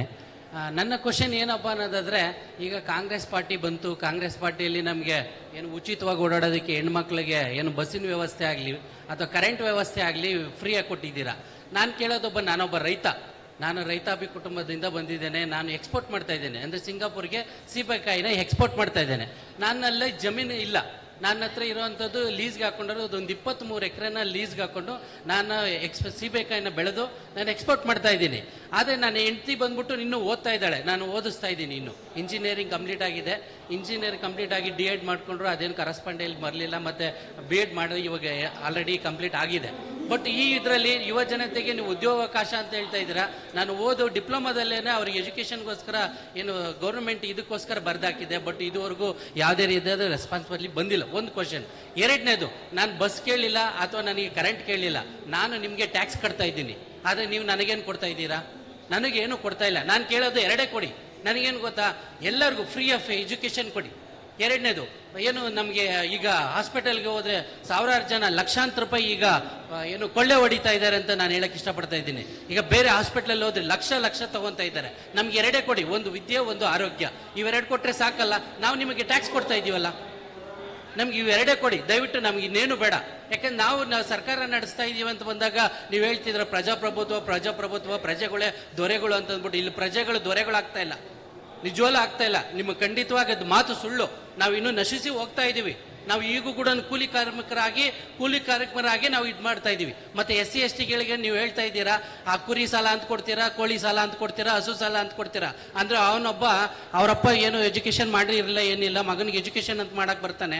ಆದ್ರೆ ಅವನಿಗೆ ಏನು ಕುರಿ ಸಾಲ ಅಂತ ನೀವು ಕೊಟ್ಟಿರ್ತೀರಾ, ಆ ಕುರಿಗಳು ಮೇಯಿಸ್ಕೊಂಡು ಅವನ ಫ್ಯಾಮಿಲಿನೇ ಅವನ ಕುರಿಗಳು ಮೇಯಿಸ್ಕೊಂಡೇ ಇದ್ಬಿಡ್ತಾನೆ. ಅಂದ್ರೆ ನಮ್ಗೇನು ಗೊತ್ತಾ, ಏನು ಉದ್ಯೋಗ ಮಾಡೋದಕ್ಕೆ ಅಂತ ಅಲ್ಲ, ಬಿಸ್ನೆಸ್ ಮಾಡೋದಕ್ಕೆ ಅವಕಾಶ ಕೊಡಿ. ಯಾಕಂದ್ರೆ ನಮ್ಗೆ ಬಿಸ್ನೆಸ್ ಮಾಡೋಕೆ ಅವಕಾಶ ಕೊಟ್ರೆ ಇವತ್ತು SC STಗಳು ಎಲ್ಲೋ ಟಾಪಲ್ಲಿ ಇರ್ತಾರೆ, ಎಲ್ಲೋ ಒಂದು ಮೇಲಕ್ಕೆ ರೇಂಜ್ಗೆ ಹೇಳ್ತಾರೆ. ಇಲ್ಲ ಅನ್ನೋದಾದ್ರೆ ನಿಜವಾಗ್ಲೂ ಖಂಡಿತ ನೀವೇನೆಲ್ಲ ಮಾತಾಡ್ತಾ ಇದ್ರೆ ಎಲ್ಲ ಕೇಳಿ ಅದೇ ಯಾವಾಗ ನೋಡಿ ಪೊಲಿಟಿಕಲ್. ನಮಗೆ ಯಾವ ಪೊಲಿಟಿಕಲ್ ಬೇಡ ಸ್ವಾಮಿ. ನಾವು ಸಂವಿಧಾನದಲ್ಲಿ ಬದುಕ್ತಾ ಇದೀವಿ, ಸಂವಿಧಾನದ ಅಡಿಯಲ್ಲಿ ಬದುಕಕ್ ಬಿಡಿ ನಮ್ಮನ್ನ. ಇಲ್ಲ ಅಂದ್ರೆ ಬಿಡೋದಿಲ್ವಾ, ಸಾಯ್ಸಾಕ್ತೀರಾ? ಇದೇ ತರ ಆಗ್ತಾ ಇದೆ. ಯಾಕಂದ್ರೆ ಎಲ್ಲೋದ್ರೂ ಕೂಡ ಇದೇ ವ್ಯವಸ್ಥೆ. ಇದುವರೆಗೂ ನನ್ನ ಹೆಂಡತಿಗೆ ಒಂದು ಕೆಲಸ ಅನ್ನೋದು ಬಂದಿಲ್ಲ. ಇವತ್ತು ಅವಳನ್ನ ನಾನು ಕೂಡ ಏನು ಫಾರ್ಮಸಿ ಆಗಿ ಏನು ಕೃಷಿ ಆಗಿಕೊಂಡು ಅವಳನ್ನ ಓಡಾಡ್ಸ್ಕೊಂಡಿದ್ದೀನಿ. Thank you.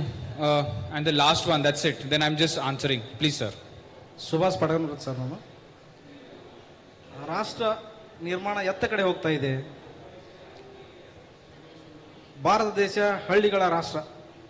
ಇವತ್ತು ಹಳ್ಳಿಗಳಲ್ಲಿ PUCನೋ ಡಿಗ್ರಿನೋ ಮುಗಿಸ್ಕೊಂಡು SC ST OBC ಇವೆಲ್ಲ ಯುವಕರು ಡಿಗ್ರಿಯನ್ನು ಮುಗಿಸ್ಕೊಂಡು ಹಳ್ಳಿಯಲ್ಲಿ ವ್ಯವಸಾಯ ಮಾಡಬೇಕಾದ್ರೆ ಜಮೀನುಗಳಿಲ್ಲ, ಹಳ್ಳಿಯಲ್ಲಿ ಬದುಕು ನಡೆಸಬೇಕಾದ್ರೆ ಮತ್ತು ಕಂಪ್ನಿಗಳಿಲ್ಲ, ಮತ್ತು ರಾಷ್ಟ್ರದಲ್ಲಿ ರಾಷ್ಟ್ರ ನಿರ್ಮಾಣ ಆಗಬೇಕಾದ್ರೆ ಹಳ್ಳಿಯಲ್ಲಿರ್ತಕ್ಕಂಥ ಯುವಕರಿಗೆ ಕೆಲಸ ಕೊಡಬೇಕು, ಜೊತೆಗೆ ಫ್ರೀ ಎಜುಕೇಷನ್ ಕೊಡಬೇಕು.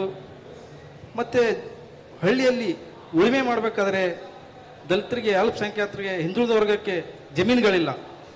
ಹಾಗಾಗಿ ಈ ರಾಷ್ಟ್ರ ನಿರ್ಮಾಣ ಆಗಬೇಕಾದ್ರೆ ಈ ಯುವಕರಿಗೆ ಏನು ನಾವು ಸಂದೇಶ ಕೊಡಬೇಕಾಗಿದೆ ಅಂತ ನನ್ನ ಪ್ರಶ್ನೆ sir. Thank you. So Sagar sir, and then one we can just take interventions. ಈಗ ಸ್ನೇಹಿತರೆ, ಈಗ ಮತ್ತೆ ಯಾರಾದರೂ ಪ್ರಶ್ನೆ ಕೇಳಾಗಿಂದರೆ ಕೇಳಿ. ಈ ಎಲ್ಲ ಪ್ರಶ್ನೆಗಳಿಗೆ ಒಂದೇ ಸಲ ಉತ್ತರನ ನೀಡ್ಬೋದು. ಹಾಗಾಗಿ ಈಗ ನಮ್ಮ ಈಗಿದಕ್ಕೆ ತಾನೇ ಮಾತಾಡಿರ್ತಕ್ಕಂಥ ಸ್ನೇಹಿತರು ಮತ್ತು ಇನ್ನೊಬ್ಬರು ನಮ್ಮ 2 ಜನ ಇಲ್ಲಿ ಮಾತಾಡಿದ್ದಾರೆ. ಇಲ್ಲಿ ನಡೀತಕ್ಕಂಥದ್ದು ತುಳಿತಕ್ಕೆ ಒಳಗಾಗಿರ್ತಕ್ಕಂಥ, ದುರ್ಬಲ ವರ್ಗಕ್ಕೆ ಒಳಗಾಗಿರ್ತಕ್ಕಂಥ, ಹಿಂದುಳಿದ ವರ್ಗದವರಿಗೆ ಅನ್ಯಾಯ ಆಗಿರ್ತಕ್ಕಂಥ ಸಂವಿಧಾನದ ಆಶೆ ಸಶಕ್ತರಿಂದ ಅಸಕ್ತರನ್ನ ರಕ್ಷಣೆ ಮಾಡ್ತಕ್ಕಂಥದ್ದು, ಸಶಕ್ತರಿಂದ ಬಲಾಢ್ಯರಿಂದ ವೀಕರ್ಸ್ಗೆ ರಕ್ಷಣೆ ಮಾಡ್ತಕ್ಕಂಥದ್ದು ಸಂವಿಧಾನದ ಮಹಾ ದೊಡ್ಡದ ಆಶೆ. ಅದು ಅಸಕ್ತರನ್ನ, ಬಡವರಿರ್ಬೋದು, ಜಾತಿ ಕಾರಣಕ್ಕಾಗಿ ಶೋಷಣೆ ಆಗಿದ್ದಿರ್ಬೋದು, ಕಾರ್ಯಕ್ರಮ ಕುಡಿದ್ರಲ್ಲಿ ಲೋಪ್ಸಾಗಿರ್ಬೋದು, ಅಥವಾ ತಾರತಮ್ಯದಿಂದ ಕೂಡಿರ್ತಕ್ಕಂಥದ್ದಾಗಿರ್ಬೋದು. ಇದು ಎಲ್ಲವನ್ನೂ ಕೂಡ ಕೊನೆಗಾಣಿಸ್ತಕ್ಕಂಥ 5,000 ವರ್ಷಗಳಿಂದ ಬಂದಿರತಕ್ಕಂಥ ಈ ಶೋಷಣೆಯನ್ನ ಸಂವಿಧಾನ ಜಾರಿಗೆ ಬಂದು 75 ವರ್ಷಗಳಾಗಿರ್ತಕ್ಕಂಥ ಸಂದರ್ಭದಲ್ಲಿ ಮತ್ತೆ ಹೆಚ್ಚು ವರ್ಷಗಳ ಕಾಲ ಇಲ್ಲಿ ನಾವು ಕಾಂಗ್ರೆಸ್ದು ಎಕ್ಸಿಬಿಟ್ ಮಾಡಿ ಅವ್ರು ಕೆಲಸ ಮಾಡಿರಿ ಅಂತ ಹೇಳ್ತಾ ಇಲ್ಲ. ವಾಸ್ತವವನ್ನ ಹೆಚ್ಚು ವರ್ಷಗಳ ಕಾಲ ಆಡಳಿತ ನಡೆಸಿರ್ತಕ್ಕಂಥ ಕೇಂದ್ರ ಮತ್ತು ರಾಜ್ಯ ಸರ್ಕಾರಗಳಲ್ಲಿ ಕಾಂಗ್ರೆಸ್ ಸರ್ಕಾರನ್ನ ಈಗ ಕಾಣ್ತಕ್ಕಂಥ ಕಲ್ಯಾಣ ಕೆಲಸಗಳನ್ನ ಕಾಂಗ್ರೆಸ್ ಸರ್ಕಾರ ಮಾಡಿದೆ ಅಂತ ಹೇಳಬಹುದು. ಆದರೆ ಪೂರ್ತಿ ಕಲ್ಯಾಣ ಆಗಿದೆ ಅಂತ ಹೇಳಲಿಕ್ಕೆ ಅದು ನಾವು ಹಿಂಜರಿಬಹುದು. ಹಾಗಾಗಿ ಇಂಥ ಪ್ರಶ್ನೆಗಳಲ್ಲಿ ಇವತ್ತು ಯುವ ಜನತೆಗೆ ಏನು ಭವಿಷ್ಯ ಕೊಟ್ಟಿದ್ದೀರಿ, ಯುವ ಜನತೆಗೆ ಏನು ಆಶೆಯನ್ನ ಹಳ್ಳಿಗಾಡಿನಲ್ಲಿ ತೋರಿಸಿದ್ದೀರಿ ಅಂತಕ್ಕಂಥ ಒಂದು ಬಹುದೊಡ್ಡದಾಗಿರ್ತಕ್ಕಂಥ ಪ್ರಶ್ನೆ ಇವತ್ತು ನಮ್ಮ ಎದುರುಗಡೆ ಇದೆ. ಇವತ್ತು ಆಳವರಿಗೂ ಕೂಡ ಪ್ರಶ್ನೆ ಇದೆ. ಇವತ್ತು ಆಳವ್ರ ಹತ್ತಿರ ಜಾದು ಮಾಡತಕ್ಕಂಥದ್ದಿಲ್ಲ, ಅಥವಾ ಯಾರೇ ಆಳಿ, ಅವರು ಕಾಂಗ್ರೆಸ್ ಆಳಿ, ಇನ್ನೊಂದು ಪಕ್ಷ ಆಳಿ, ಆದರೆ ಯಾವ ಪಕ್ಷ ಆಳಿದ್ರು ಕೂಡ ಅದಕ್ಕೆ ಅದರದೇ ಆದಂತಕ್ಕಂಥ ಒಂದು ಸಮಯ ಇರ್ತದೆ, ಒಂದು ಟೈಮ್ ಹಿಡಿತದೆ. ಇಂಥ ಸಂದರ್ಭದಲ್ಲಿ ಈಗ ಸಂವಿಧಾನದಲ್ಲಿ ಇರ್ತಕ್ಕಂಥ ಎಲ್ಲ ಅನುಚ್ಛೇದಗಳನ್ನು ಸರ್ಕಾರ ಚಾಚು ತಪ್ಪದೆ ಪಾಲಿಸುವುದಾದರೆ ಬಹುತೇಕವಾಗಿ ಜಾತಿ ಉಗಮನ್ನ ಕಡಿಮೆ ಆಗ್ಬೋದು, ದೌರ್ಜನ್ಯನ ಕಡಿಮೆ ಆಗ್ಬೋದು, ಕಲ್ಯಾಣ ಕಾರ್ಯಕ್ರಮಗಳನ್ನು ಸರಿಯಾದ ರೀತಿಯಲ್ಲಿ ಅನುಷ್ಠಾನಗೊಳ್ಳುವುದಾದರೆ ಅದು ನಿಜವಾದಂಥ ರೀತಿಯಲ್ಲಿ ಜನರಿಗೆ ಸಹಾಯ ಆಗಬಹುದು. ಅದರ ಜೊತೆಗೇ ಇವತ್ತು ಸಂವಿಧಾನನೇ ಉಳಿಬೇಕಲ್ಲ, ಇವೆಲ್ಲ ಮಾಡಲಿಕ್ಕೆ ನಮಗೊಂದು ಯಾವುದಾದ್ರೂ ಒಂದು ನಿಯಮ, ಒಂದು ಪದ್ಧತಿಯನ್ನು ಬೇಕು. ಇವೆಲ್ಲನೂ ಕೂಡ ಉಳಿಬೇಕಾದ್ರೆ ಸಂವಿಧಾನ ಉಳಿಬೇಕು. ಸಂವಿಧಾನದ ಬಗ್ಗೆ ನಮ್ಮ ರಾಷ್ಟ್ರೀಯ ಪಕ್ಷಗಳಲ್ಲಿ ಅತ್ಯಂತ ಸಂವಿಧಾನದತ್ತವಾಗಿ ಮಾಡಿರ್ತಕ್ಕಂಥ ಕೆಲಸ ಹೆಚ್ಚಿನ ರೀತಿಯಲ್ಲಿ ಮಾಡಿರ್ತಕ್ಕಂಥದ್ದು ಕಾಂಗ್ರೆಸ್ ಪಕ್ಷ. ಇಷ್ಟು ಮಾತ್ರ ಹೇಳ್ಬೋಲ್ಲ. ಅವನು ನಾನು ಕಾಂಗ್ರೆಸ್ ಮೆಂಬರ್ಸ್ನೂ ಅಲ್ಲ, ಮತ್ತೆ ಕಾಂಗ್ರೆಸ್ಸು ನಾನು ಅದು ಉಸ್ತುವಾರಿಯಾಗಿ ಅದರದ ಒಂದು ಹೇಳ್ತಕ್ಕಂಥ ವಾತ್ಮೀದಾರನೂ ಅಲ್ಲ. ಇಲ್ಲಿ ವಾಸ್ತವ ಪರಿಸ್ಥಿತಿ ಏನಿದೆ ಅಂತಂದ್ರೆ, ಇಲ್ಲಿ ನಮ್ಮ ಇಂಡಿಯಾ ದೇಶ ಇದ್ದಕ್ಕಿದ್ದಂಗೆ ಸಮಾನತೆ ಇಲ್ಲ. ಅಸಮಾನತೆ ವ್ಯವಸ್ಥೆ ಮೇಲೆ ನಮ್ಮ ಸಮಾಜನ ನಿಂತಿದೆ. ಅಸಮಾನತೆ ವ್ಯವಸ್ಥೆಯಲ್ಲಿ ಸಾಮಾಜಿಕವಾಗಿ, ಆರ್ಥಿಕವಾಗಿ, ಶೈಕ್ಷಣಿಕವಾಗಿ ಈ ಎಲ್ಲನೂ ಕೂಡ ಅತ್ಯಂತ ತುಳಿಯಲ್ಪಟ್ಟಿರ್ತಕ್ಕಂಥ ಸಮಾಜ ಇಂಡಿಯಾ ದೇಶದಲ್ಲಿ ಯಾವುದಾದ್ರೂ ಇದ್ದುದಾದ್ರೆ ಅದು ಪರಿಶಿಷ್ಟ ಜಾತಿ, ಪರಿಶಿಷ್ಟ ವರ್ಗಗಳ ಮತ್ತು ನಂತರ ಬರ್ತಕ್ಕಂಥ ಹಿಂದುಳಿದ ವರ್ಗಗಳು, ಅವು ಎಲ್ಲನೂ ಕೂಡ ಇವತ್ತು ಒಂದು ಅಭುದ್ಧತೆಯನ್ನು ಕಾಣಬೇಕಾದ್ರೆ, ಸಂವಿಧಾನದತ್ತವಾಗಿ ಅವಕಾಶನ ಕಾಣಬೇಕಾದ್ರೆ ನಾವು ಕೂಡ ಅನ್ಯಕ್ಕೊಳಗಾಗಿರ್ತಕ್ಕಂಥವ್ರು ಒಗ್ಗಟ್ಟಾಗಬೇಕು, ಜಾಗೃತ ಆಗಬೇಕು, ಆಳ್ತಕ್ಕಂಥವ್ರಿಗೆ ಪ್ರಶ್ನೆ ಮಾಡತಕ್ಕಂಥದ್ದಾಗಬೇಕು. ಆಗ್ತಕ್ಕಂಥ ಅನ್ಯಾಯವನ್ನ ನಾವು ಏನಂತ ತಡೆಗಟ್ಟತಕ್ಕಂಥ ಒಂದು ಪ್ರೆಷರ್ ಗ್ರೂಪ್ ಆಗಿ ಒಂದು ನಿರ್ಮಾಣಗೊಳ್ಳಬೇಕು. ಅಂದಾಗ ಮಾತ್ರ ಮಗು ಯಾವ ರೀತಿಯಾಗಿ ಹತ್ರೆ ತಾಯಿ ಹಾಲು ಕುಡಿಸ್ತಾಳಲ್ಲ, ಆ ರೀತಿಯಾಗಿ ಏನಂತಂದ್ರೆ ನಾವು ಹೋರಾಟ ಮಾಡಿದ್ರೆ, ನಾವು ಪ್ರಶ್ನೆ ಕೇಳಿದ್ರೆ ನಮಗೆ ನ್ಯಾಯ ಸಿಗ್ತಾ ಹೋಗ್ಬೋದು ಅಂತಕ್ಕಂಥ ವಿಶ್ವಾಸನ್ನ ನಾವು ಇವತ್ತು ಇಲ್ಲಿ ಇಡಬೇಕಾಗಿದೆ. ಹಾಗಾಗಿ ಬಾಬಾ ಸಾಹೇಬ್ ಅಂಬೇಡ್ಕರ್ ಅವರು ಪ್ರತಿಯೊಬ್ಬರಿಗೂ ಓಟಿನ ಹಕ್ಕು ಕೊಟ್ಟಿರ್ತಕ್ಕಂಥ, ಒಬ್ಬ ಭಿಕ್ಷಾಧಿಪತಿ ಇರಲಿ, ಒಬ್ಬ ರಾಷ್ಟ್ರಪತಿ ಇರಲಿ, ಎಲ್ಲರಿಗೂ ಕೂಡ ಕೊಟ್ಟಿರ್ತಕ್ಕಂಥ ಒಂದು ಮೌಲ್ಯ, ಒಂದು ಓಟಿನ ಅಧಿಕಾರ ಕೊಟ್ಟಿರ್ತಕ್ಕಂಥ ಬಾಬಾ ಸಾಹೇಬ್ ಅಂಬೇಡ್ಕರ್ ಅವರು. ಈಗ ನಮಗೆ ಎದುರುಗಡೆ ಕಾಣ್ತಕ್ಕಂಥದ್ದು ಸಂವಿಧಾನ ಕೊಟ್ಟಿರ್ತಕ್ಕಂಥ ಅವಕಾಶಗಳು, ಸಂವಿಧಾನ ಕೊಟ್ಟಿರ್ತಕ್ಕಂಥ ನಮ್ಮ ಹಕ್ಕುಗಳನ್ನು ಸರಿಯಾದಂಥ ರೀತಿಯಲ್ಲಿ ರಕ್ಷಣೆ ಮಾಡ್ತಕ್ಕಂಥದ್ದು. ಯಾರು ರಕ್ಷಣೆ ಮಾಡಲಿಕ್ಕೆ ದೇಶದಲ್ಲಿ ಮುಂದೆ ಬರ್ತಾರೋ, ಪಾರ್ಟಿಗಳು ಬರಲಿ, ಸಂಘಟನೆಗಳು ಬರಲಿ, ವ್ಯಕ್ತಿಗಳು ಬರಲಿ, ಅವೆಲ್ಲರೂ ಸೇರಿ ಇವತ್ತು ನಾವು ದೇಶವನ್ನು ಉಳಿಸಬೇಕಾಗಿದೆ, ಸಂವಿಧಾನವನ್ನು ಉಳಿಸಬೇಕಾಗಿದೆ. ನಾವೆಲ್ಲರೂ ಕೂಡ ಅದರಲ್ಲಿ ಪ್ರಭುತ್ವವನ್ನು ಸಾಧಿಸುವ ಮುಖಾಂತರ ಒಂದು ಬೃಹತ್, ಒಂದು ಗಟ್ಟಿಮುಟ್ಟಿಯಾಗಿರ್ತಕ್ಕಂಥ ಪ್ರಬುದ್ಧ ಭಾರತವನ್ನ ಇವತ್ತು ನಾವು ಕಾಣಬೇಕಾಗಿದೆ, ಇವತ್ತು ನಾವು ಕಟ್ಟಬೇಕಾಗಿದೆ ಅಂತಕ್ಕಂಥ ವಿಚಾರ ನಾನು ಹೇಳಕ್ಕೆ ಇಷ್ಟಪಡ್ತಾ ಇದ್ದೀನಿ. Thank you. Senthil, Ruchira, Nawalji, very briefly. 2 points. Democracy is a complex project. Authoritarianism is easy. Democracy will only survive if we fight every day. We have to fight with the powers that be. So that is one thing, we'll have to remember that, and democracy has to be worked upon. Secondly, for the youth, I would say it is time that you reclaim the political space. Reclaim political parties. I'm using the word reclaim. Get back the political parties, get back the political space. And it is people like me who have to find the interfaces so that the next generation can come inside and reclaim the spaces. Thank you. Very quickly, two things. One was about the propaganda that the other side is doing. The gentleman there asked a question. So I think the challenge for all of us here is to counter this phenomena called WhatsApp University in our country. And this becomes magnified because the media, the mainstream media has now become a propaganda arm of the government. So from our party side, we are making efforts online as well as having more boots on the ground. But I think this also needs to be done outside of political parties, and everybody needs to come together to counter this. The other thing about youth and politics, definitely political parties need to do a lot more to make politics attractive to the young people. But for the young people, I think it's important for us to reflect and think about that if politics is deciding everything, if politics is deciding all the policies, then we need to decide our own politics. Thank you. मुझे लगता है कि मुझे direct question Bihar पे ही था. First question that you referred about job, और उसमें आपने रेफरेंस में डाला कि 2 करोड़ नौकरी कह के उन्होंने दिया नहीं. उसमें हम लोगों ने इस सवाल का जवाब 2020 के चुनाव के दौरान ही दे दिया था कि ये जो जॉब्स है, ये जो नौकरी है, it is based on the vacancy which is already there. Despite 15 years of rule by JDU and BJP, वो जो नौकरियां थी वो रिक्तियों के आधार पे थी. ये सवाल कई बार पूछे गए, कई फोरम पे पूछे गए, और हमारे तरफ से ये जवाब दिया गया. जब मौका मिला तो उसको पूरा करने का कोशिश किया गया. रिक्तियों को चिन्हित करके, एडवर्टाइज करके रिक्रूट करने का प्रयास को अंतिम दौर तक ले गया और लगभग 5 लाख नौकरी दिए गए. उसमें जो आपका सवाल था कि we did not limit to Bihar state, हमने डोमिसाइल को हटाया. उस पर भी फीडबैक लिया कि डोमिसाइल हटाने का इम्पैक्ट क्या पड़ेगा. Not more than 10% people from outside the state will come, तो बहुत ज़्यादा फर्क नहीं पड़ेगा, इसलिए डोमिसाइल जो कंडीशन था उसको हटाया गया. तीसरी बात जो आपने माइग्रेशन की बात की, migration is not a problem, migration at times is a solution also. Bihar जैसे राज्य के लिए जहां पर investment is near about zero, you cannot put us in the dock only RJD के बाद भी जो 15 साल रहे, देयर वर लीस्ट इन्वेस्टमेंट. कोई वहां पे फैक्ट्री नहीं लगी. जो फैक्ट्रियां थी वो बंद हो गई. जो 4 फैक्ट्रियां लगे वो लालू जी जब रेल मंत्री थे वही वहां पे लगे. तो that is not A question. Question ये है कि जो बिहार डिवीजन के बाद 2000 के बाद बिहार के पास रिसोर्सेज कम थे और सेंट्रल गवर्नमेंट ने उसको कंटिन्यूअसली सीरियसली नहीं टेकअप किया. ये कारण हो सकता है बिहार के मतलब कम विकसित होने का. तो that is second point. Third, see migration, अगर माइग्रेशन को हम रोक देंगे केवल ये कह के कि बिहार के लोग बाहर नहीं जाएं, बिहार में ही काम करें, तो मैं तो बिहार का हूं लेकिन दिल्ली विश्वविद्यालय में पढ़ाता हूं. अगर पंजाब के एग्रीकल्चर का डेवलपमेंट आप देखें तो it is the basis of Punjab agriculture success is the migrant labour from Bihar. और बिहार के लेबर माइग्रेट करते हैं पंजाब क्योंकि एग्रीकल्चर में उनकी कुशलता होती है, they have skill which is based on agriculture.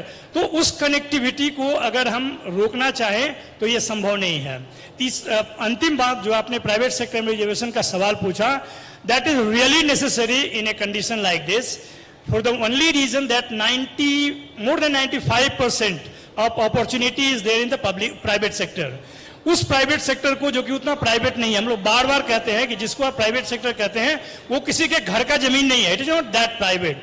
तो उस प्राइवेट में, क्योंकि प्राइवेट सेक्टर में मैंने रेफर भी किया कि CSR के तहत वो कोशिश करते हैं कहने का कि हम समाज को दे रहे हैं, लेकिन समाज के कॉन्फ़िगरेशन का रिफ्लेक्शन उनके कंपनी में दिखना चाहिए जो कि नहीं दिखता है. और यही कारण है कि हमारा डिमांड है कि there should be all India private sector recruitment commission board which will look after these things, that how that can be done, that there can be justice. किसी ने न्याय की बात की, न्याय यही है कि आप एक ही तरह के कंडीशन पे, रिजर्वेशन पे आपका 3 विचार होता है. 1990 में जब रिजर्वेशन लागू हुआ तो 2 मेजर पॉलिटिकल पार्टी उसके खिलाफ में थे, लेकिन धीरे धीरे करके कांग्रेस ने ये माना कि नहीं, रिजर्वेशन जरूरी है, कास्ट सेंसस जरूरी है. कास्ट सेंसस जब कराना था तो 2010 में भारतीय जनता पार्टी के लोग फेवर में थे, यूनानिमिटी में थे. वो 2020 आते तक सेंसस नहीं होना चाहिए, एकदम ओपन उन्होंने फोरम पे कह दिया. तो ये जो चेंज ऑफ पोजीशन है, it is based on the requirement of politics.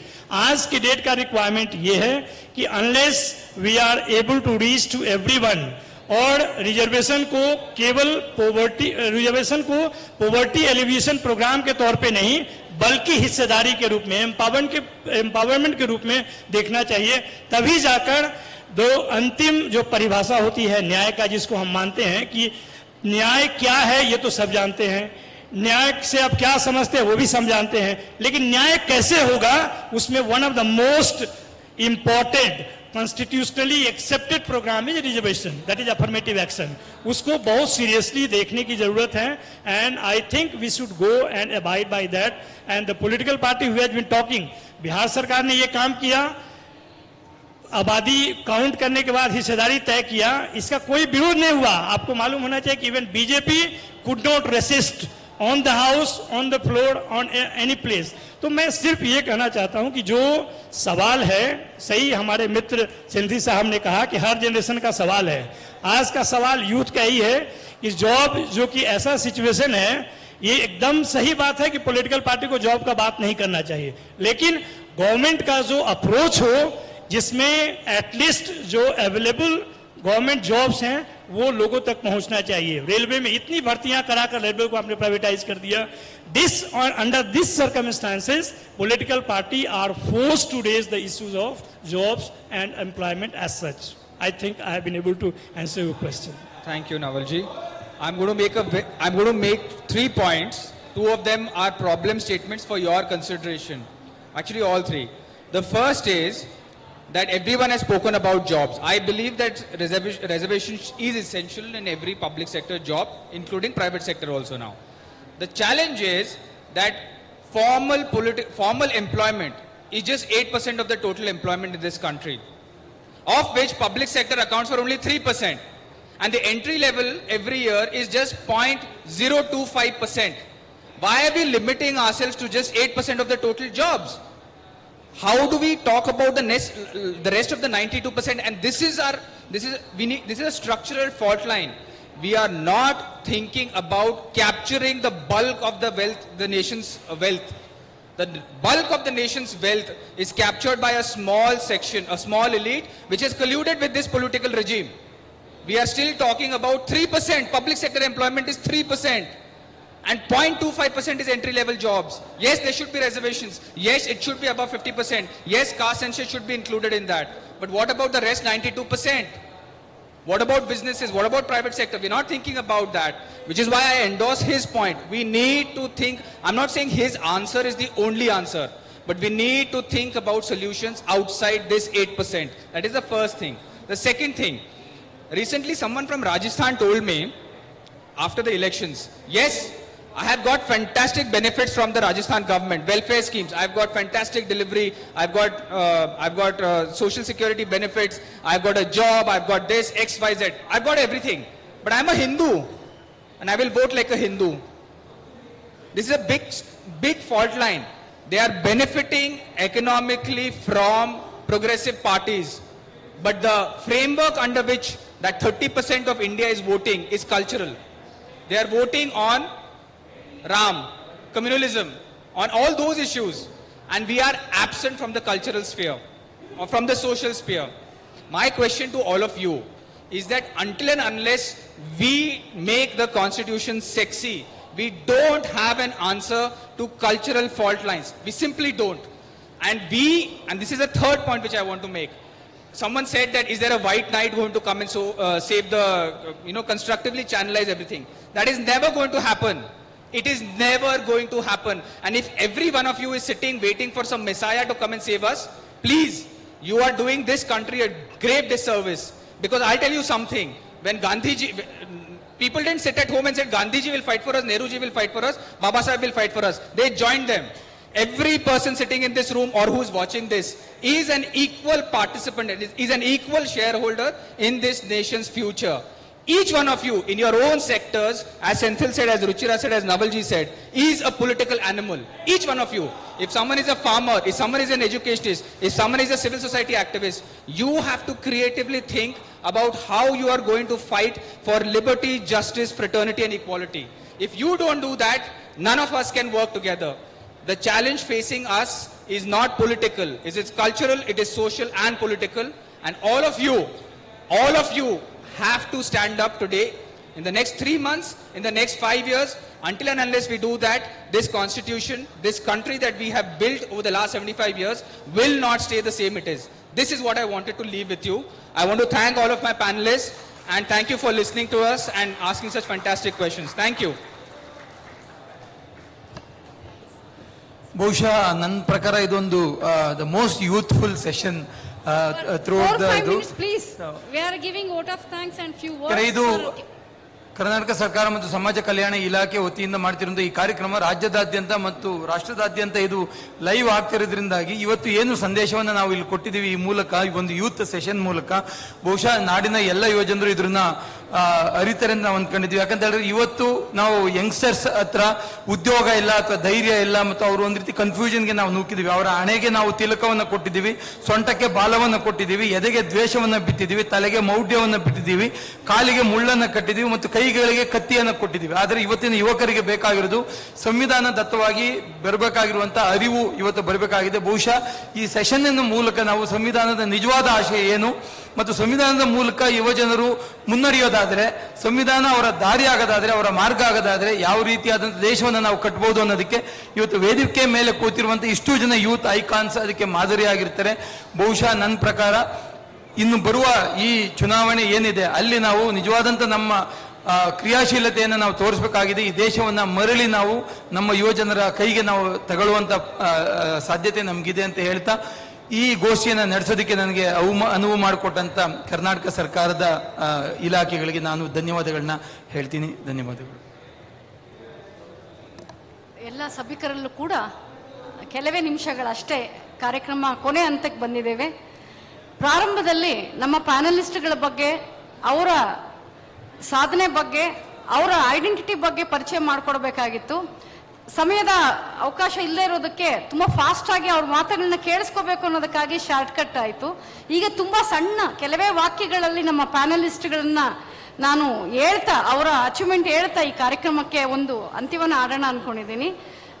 ಇವತ್ತು ಮೊದಲಿಗೆ ಮಾತಾಡಿದವರು ನಮ್ಮ DG ಸಾಗರ್ ಅವರು ಮಾತಾಡಿದ್ದು, ಮತ್ತೆ ಅವ್ರ ಜೊತೆ ನೀವೆಲ್ಲ ಯಂಗ್ಸ್ಟರ್ಸ್ ನೀವು ಪ್ರಶ್ನೆಗಳನ್ನ ಕೇಳಿದ್ರಿ.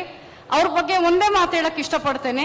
DG ಸಾಗರ್ ಅವರು ಇವತ್ತು ಕರ್ನಾಟಕ ಮಾತ್ರ ಅಲ್ಲ, ಭಾರತದ ಉದ್ದಕ್ಕೂ ಕೂಡ ದಲಿತ ಸಂಘಟನೆಗಳು, ದಲಿತ ನಾಯಕರು ಒಂದು ಪ್ಲಾಟ್ಫಾರ್ಮ್ಗೆ ಬಂದು ನಮ್ಮ ಇವತ್ತಿನ ವರ್ತಮಾನದ ಮತ್ತು ಭವಿಷ್ಯದ ಯುವ ಜನರಿಗೆ ಹೊಸ ರೀತಿಯ ಆಲೋಚನೆಗಳನ್ನ, ರಾಷ್ಟ್ರ ನಿರ್ಮಾಣ ಅಂದ್ರೆ ಗ್ರಾಮ ಮತ್ತು ನಗರಗಳ ನಿರ್ಮಾಣ, ಅವ್ರಿಗೆ ಉದ್ಯೋಗ ನಿರ್ಮಾಣ, ಅವ್ರಿಗೆ ಶಿಕ್ಷಣ, ಅವ್ರಿಗೆ ಇವತ್ತೇನು ಹಳ್ಳಿಗಳಲ್ಲಿ ಶಿಕ್ಷಣ ತಗೊಂಡ್ರೂ ಕೂಡ ಉದ್ಯೋಗ ಇಲ್ಲ ಅನ್ನೋದ್ರ ಬಗ್ಗೆ ನಮ್ಮ ದಲಿತ ನಾಯಕತ್ವ ಹೊಸ ಆಲೋಚನೆಗಳನ್ನ ಬೆಳೆಸ್ಕೋಬೇಕು, ಸಂಘಟಿಸಬೇಕು.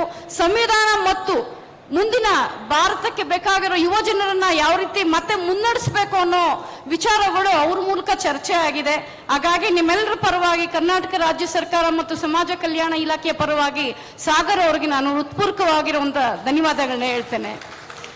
ಹಾಗೇನೆ ನಿಮ್ಮೆಲ್ಲರೂ ಎದುರಿಗೆ ಶ್ರೀ ಸೆಂಥಿಲ್ ಅವರು ಕೂತ್ಕೊಂಡಿದ್ದಾರೆ.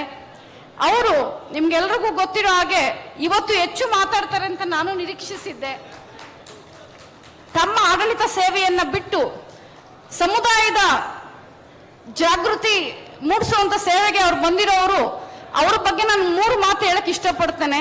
ಒಂದು, ಆಡಳಿತದಲ್ಲಿ ಸೇವೆಯನ್ನ ಸಲ್ಲಿಸಿದಂತಹ ಸೆಂಥಿಲ್ ಅವರು ಆಡಳಿತ ಮತ್ತು ಜನಸಮುದಾಯ, ನೀತಿ ನಿರ್ಮಾಣ ಮತ್ತು ಜನಸಮುದಾಯ, ಬಲಿಷ್ಠ ಭಾರತ ಮತ್ತು ಜನಸಮುದಾಯ, ಈ ಎಲ್ಲ ನಿಟ್ಟಿನಲ್ಲೂ ಕೂಡ ಅವರ ಆಳವಾದ ಒಂದು ತಿಳುವಳಿಕೆಯನ್ನ ಈ ದಿನ ಮಾತ್ರ ಅಲ್ಲ, ಮುಂದಿನ ದಿನಗಳಲ್ಲೂ ಕೂಡ ಅವರು ಕರ್ನಾಟಕ ಮಾತ್ರ ಅಲ್ಲದೆ ಭಾರತದ ಯುವ ಜನರನ್ನ ಮುನ್ನಡೆಸ್ತಾರೆ. ಅವರಲ್ಲಿ ಈ ಅರಿವಿನ ಒಂದು ಚರ್ಚೆಯನ್ನ, ಸಂವಾದವನ್ನ ಮುಂದುವರಿಸ್ತಾರೆ ಅಂತ ನಾನು ನಂಬಿ ಅವ್ರಿಗೂ ಕೂಡ ಕರ್ನಾಟಕ ರಾಜ್ಯ ಸರ್ಕಾರದ ಪರವಾಗಿ, ನಿಮ್ಮೆಲ್ಲರ ಪರವಾಗಿ ಹೃತ್ಪೂರ್ವಕವಾಗಿರುವಂತಹ ಧನ್ಯವಾದಗಳನ್ನ ಹೇಳ್ತೇನೆ.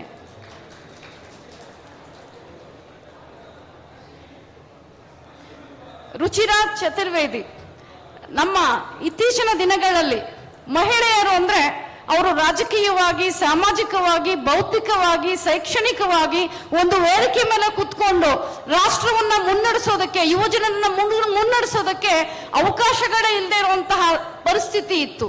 ಇವತ್ತು ರುಚಿರಾ ಅವರು ಮಾಧ್ಯಮದ ಮೂಲಕ ಇವತ್ತು ಇಡೀ ಭಾರತದಲ್ಲಿ 99% ಮೀಡಿಯಾ ಯಾರ ಕೈಯಲ್ಲಿದೆ ಅನ್ನೋದು ನಿಮಗೆಲ್ಲ ಗೊತ್ತಿದೆ.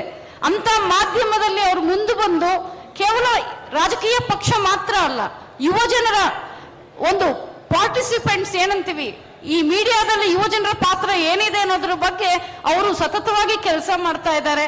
ಇವತ್ತು ಕರ್ನಾಟಕಕ್ಕೆ ಬಂದು ನಮ್ಮ ಈ ಸಂವಾದ ಕಾರ್ಯಕ್ರಮದಲ್ಲಿ ನಿಮ್ಮೆಲ್ಲರಿಗೂ ಕೂಡ ಕಡಿಮೆ ಮಾತಾಡಿದ್ದಾರೆ, ಆದ್ರೆ ಅವರ ರೆಪ್ರೆಸೆಂಟೇಷನ್ ತುಂಬಾ ಮುಖ್ಯವಾಗಿರುವಂತದ್ದು ಅಂತ ನಾನು ಭಾವಿಸ್ತಾ ನಿಮ್ಮೆಲ್ಲರ ಪರವಾಗಿ ಅವರಿಗೆ ಹೃತ್ಪೂರ್ವಕ ಧನ್ಯವಾದಗಳನ್ನ ಹೇಳ್ತೇನೆ. ನವಲ್ ಕಿಶೋರ್ ಅವರು ಬಿಹಾರದಿಂದ ಬಂದಿದ್ದಾರೆ. ಅಷ್ಟೇ ಅಲ್ಲ, ಇವತ್ತು ರಾಷ್ಟ್ರ ನಾಯಕತ್ವದಲ್ಲಿ ಅವರು ಮುಖ್ಯವಾಗಿರುವಂತಹ ಪಾತ್ರವನ್ನು ವಹಿಸ್ತಿದ್ದಾರೆ. ರಾಜಕೀಯ ಚಿಂತನೆ ಇಲ್ಲಿ ಪ್ರಾರಂಭದಲ್ಲೇ ಚರ್ಚೆ ಆಯಿತು. ಅಧಿಕಾರಿಗಳು ರಾಜಕೀಯ ಮಾತಾಡಬಾರದು, ಮಹಿಳೆಯರು ರಾಜಕೀಯ ಮಾತಾಡಬಾರದು, ಕಾಲೇಜು ಶಾಲೆ ಯೂನಿವರ್ಸಿಟಿಗಳಲ್ಲಿ ವಿದ್ಯಾರ್ಥಿಗಳು ರಾಜಕೀಯ ಮಾತಾಡಬಾರದು ಅಂದಾಗ 74 ವರ್ಷಗಳ ಭಾರತ ಸಂವಿಧಾನ ರಾಜಕೀಯವನ್ನು ಹೊರತುಪಡಿಸಿ ಏನ್ ಮಾತಾಡಬೇಕಾಗಿದೆ? ಇವತ್ತು ಯುವ ಜನರು ರಾಜಕೀಯ ಒಂದು ಕ್ಷೇತ್ರವನ್ನು ಆಯ್ಕೆ ಮಾಡ್ಕೋಬೇಕು ಅನ್ನೋ ಒಂದು ಮಾತನ್ನ ನವಲ್ ಕಿಶೋರ್ ಅವರು ಹೇಳಿದ್ರು. ಅವರು ಹಿಂದಿಯಲ್ಲಿ ಮಾತಾಡಿ, ಬಿಹಾರದ ಒಂದು ಬ್ಯೂಟಿಫುಲ್ ಆಗಿರುವಂತ ಆಕ್ಸೆಂಟ್ ಇದೆ, ಬಿಹಾರಿ ಹಿಂದಿ ತುಂಬಾ ಸುಂದರವಾಗಿರುವಂತದ್ದು. ಅವರು ಸ್ವಲ್ಪ ಹಿಂದಿಯಲ್ಲೂ ಮಾತಾಡಿ ಬಿಹಾರಿ ಆಕ್ಸೆಂಟ್ ನಮಗೆ ತಲುಪಿಸಿದ್ದಾರೆ. ಮುಂದೆ ಬರೋ ದಿನಗಳಲ್ಲಿ ಅವ್ರ ಸೇವೆ ಎಲ್ರಿಗೂ ಸಿಗುತ್ತೆ, ಒಂದು ಸಂವಾದನ ಅವ್ರು ಮುಂದುವರಿಸ್ತಾರೆ ಅಂತ ಹೇಳ್ತಾ ನಿಮ್ಮೆಲ್ಲರ ಪರವಾಗಿ ಅವ್ರಿಗೂ ಕೂಡ ನಾನು ಹೃತ್ಪೂರ್ವಕ ಧನ್ಯವಾದಗಳನ್ನ ಹೇಳ್ತೇನೆ. ಮುಖ್ಯವಾಗಿ ಇಡೀ ವೇದಿಕೆಗೆ ಅರ್ಥಪೂರ್ಣವಾಗಿರುವಂತಹ ಸಂವಾದವನ್ನ ಪ್ರಾರಂಭ ಮಾಡಬೇಕಾಗಿರುವಂತಹ ನಮ್ಮ ಶ್ರೀ ಪುಷ್ಪರಾಜ್ ದೇಶಪಾಂಡೆ ಅವರಿವತ್ತು ಗ್ರಾಮದ ಬಗ್ಗೆ, ಉದ್ಯೋಗ ನಿರ್ಮಾಣದ ಬಗ್ಗೆ, ಸಂವಿಧಾನದ ಪ್ರಿಯಾಂಬಲಲ್ಲಿರುವಂತಹ ಒಂದೊಂದು ಶಬ್ದಗಳ ಬಗ್ಗೆ ಯುವ ಜನರು ಮಾತಾಡಿದ್ರೆ ಸಾಕಾಗಲ್ಲ. ಮುಂದೆ ಬರೋ ದಿನಗಳಲ್ಲಿ ಭಾರತ ಬದಲಾಗಬೇಕು ಅಂದ್ರೆ, ಕರ್ನಾಟಕ ಬದಲಾಗಬೇಕು ಅಂದ್ರೆ, ರಾಜಕೀಯ ಪರಿವೇಶಗಳು ಬದಲಾಗಬೇಕು ಅಂದ್ರೆ ಜನ ಎದ್ನಿತ್ಕೋಬೇಕು, ಯುವ ಜನರು ಎದ್ನಿತ್ಕೋಬೇಕು. ಅವರು ಸಂವಿಧಾನಬದ್ಧವಾಗಿರುವಂತಹ ಸಂವಾದ ಮತ್ತು ಕ್ರಿಯಾತ್ಮಕವಾಗಿರುವಂತಹ ಚಟುವಟಿಕೆಗಳನ್ನ ಪ್ರಾರಂಭಿಸಬೇಕು ಅಂತ ಸಂವಿಧಾನದ ಮಹತ್ವವನ್ನ ಅವರು ತಮ್ಮ ಮಾತುಕತೆಗಳಲ್ಲಿ ಹೇಳಿದ್ದಾರೆ. ಹಾಗಾಗಿ ಇವತ್ತು ಕರ್ನಾಟಕದಲ್ಲಿ 24 ಮತ್ತು 25 2 ದಿನಗಳ ಕಾಲ ಸಂವಿಧಾನ ಮತ್ತು ಜನತೆಯ ಬಗ್ಗೆ ಏನ್ ಚರ್ಚೆಗಳು ನಡೆದಿದೆ ಅದಕ್ಕೆ ಪ್ರತ್ಯಕ್ಷವಾಗಿ ಪರೋಕ್ಷವಾಗಿ ಅವರು ನಿಂತು ಈ ಸಂವಿಧಾನದ ಸಂವಾದವನ್ನ ಯಶಸ್ಸುಗೊಳಿಸಿದ್ದಾರೆ. ನಿಮ್ಮೆಲ್ಲರ ಪರವಾಗಿ ಈ ಇಡೀ ಕಾರ್ಯಕ್ರಮದಲ್ಲಿ ಏನು ಸೃಜನಶೀಲವಾಗಿ ನಡೆದಿದೆ ಅವೆಲ್ಲದರ ಪರವಾಗಿ ಶ್ರೀ ಪುಷ್ಪರಾಜ್ ದೇಶಪಾಂಡೆ ಅವರು ಮುಂದಿನ ಯುವ ಜನರ ಐಕಾನ್, ಅವರಿಗೆ ನಾನು ಹೃತ್ಪೂರ್ವಕವಾಗಿರುವಂತಹ ಒಂದು ಧನ್ಯವಾದಗಳನ್ನ ಹೇಳ್ತೇನೆ. ಹಾಗೂ ಇಲ್ಲಿ ಸಭೆಯಲ್ಲಿ ಸೇರಿದ್ದೀರಿ. 5 ವೇದಿಕೆಗಳಲ್ಲಿ ನಿನ್ನೆ ಮತ್ತು ಇವತ್ತು ನಿರಂತರವಾಗಿರುವಂತಹ ಚರ್ಚೆ ಆಗಿದೆ, ಸಂವಾದ ಆಗಿದೆ, ಪ್ರಶ್ನೆಗಳನ್ನ ಉತ್ತರಗಳನ್ನ ಹುಡುಕಾಟ ಆಗಿದೆ. ನಿಮ್ಮೆಲ್ಲರಿಗೂ ಕೂಡ ಕರ್ನಾಟಕ ರಾಜ್ಯ ಸರ್ಕಾರದ ಪರವಾಗಿ, ಸಮಾಜ ಕಲ್ಯಾಣ ಇಲಾಖೆಯ ಪರವಾಗಿ ನಿಮಗೆಲ್ಲರಿಗೂ ಹೃತ್ಪೂರ್ವಕವಾಗಿರೋ ಧನ್ಯವಾದಗಳನ್ನ ಹೇಳ್ತೇನೆ. ಮತ್ತೊಂದು, ಆನ್ಲೈನ್ ಅಲ್ಲಿ ನಮ್ಮ ವಿಶ್ವದ, ದೇಶದ, ರಾಜ್ಯದ 100 ಯೂನಿವರ್ಸಿಟಿಗಳು ಅವ್ರ ವಿದ್ಯಾರ್ಥಿಗಳು ಆನ್ಲೈನ್ ಮೂಲಕ ಈ ಕಾರ್ಯಕ್ರಮನ ನೋಡ್ತಾ ಇದ್ದಾರೆ. ಅವ್ರಿಗೂ ಕೂಡ ನಮ್ಮೆಲ್ಲರ ಪರವಾಗಿ ಹೃತ್ಪೂರ್ವಕವಾಗಿರುವಂತಹ ಧನ್ಯವಾದಗಳನ್ನ ಹೇಳ್ತೀನಿ. ಇವತ್ತು ಸಂವಿಧಾನ ಮತ್ತು ಪ್ರಜಾಪ್ರಭುತ್ವ ಈ ಎರಡು ಮುಖ್ಯವಾಗಿರೋ ಪರಿಕಲ್ಪನೆಗಳ ಬಗ್ಗೆ ಚರ್ಚೆ ಆಗಿದೆ. ಇಡೀ ಕರ್ನಾಟಕ ರಾಜ್ಯದ ಮೂಲೆ ಮೂಲೆಗಳಿಂದ 1 ತಿಂಗಳಲ್ಲಿ ನಮ್ಮ ವಿದ್ಯಾರ್ಥಿಗಳು, ಯುವ ಜನರು, ಸಾರ್ವಜನಿಕರು, ಅಧಿಕಾರಿಗಳು, ದಲಿತ ಹೋರಾಟಗಾರರು ಭಾಗವಹಿಸಿದ್ದಾರೆ. ಈ 1 ತಿಂಗಳ ಸಂವಿಧಾನ ಜಾಗೃತಿ ಜಾಥಾ ಮತ್ತು ಐಕ್ಯತಾ ಸಮಾವೇಶ ಕರ್ನಾಟಕದಲ್ಲಿ ನಡೆದಿರೋದಂತೂ ಮಹತ್ವವಾಗಿರುವಂತಹ ರಾಜಕೀಯ, ಸಾಮಾಜಿಕ ಮತ್ತು ಆಡಳಿತಾತ್ಮಕವಾಗಿರುವಂತಹ ಒಂದು ಘಟನೆ ಆಗಿದೆ. ಮುಂದೆ ಬರೋ ದಿನಗಳಲ್ಲಿ ನಮ್ಮ ರಾಜ್ಯ ಸರ್ಕಾರದ ಜೊತೆಗೆ ಇಡೀ ಭಾರತದಲ್ಲಿ ಈ ಸಂವಿಧಾನದ ಅರಿವನ್ನ, ಸಂವಾದವನ್ನ ನಡೆಸುವಂತಹ ಜವಾಬ್ದಾರಿ ನಿಮ್ಮ ಎಲ್ಲರ ಮೇಲಿದೆ. ಈ ಯಶಸ್ವಿ ಪೂರ್ಣ ಕಾರ್ಯಕ್ರಮಕ್ಕೆ ನಮ್ಮೆಲ್ಲರಿಗೂ ಬೆನ್ನೆಲುಬಾಗಿ ನಿಂತಿರುವಂತಹ ಸಮಸ್ತರಿಗೂ ನಾನು ಧನ್ಯವಾದಗಳನ್ನ ಹೇಳ್ತಿದ್ದೀನಿ. ನಮಸ್ಕಾರ.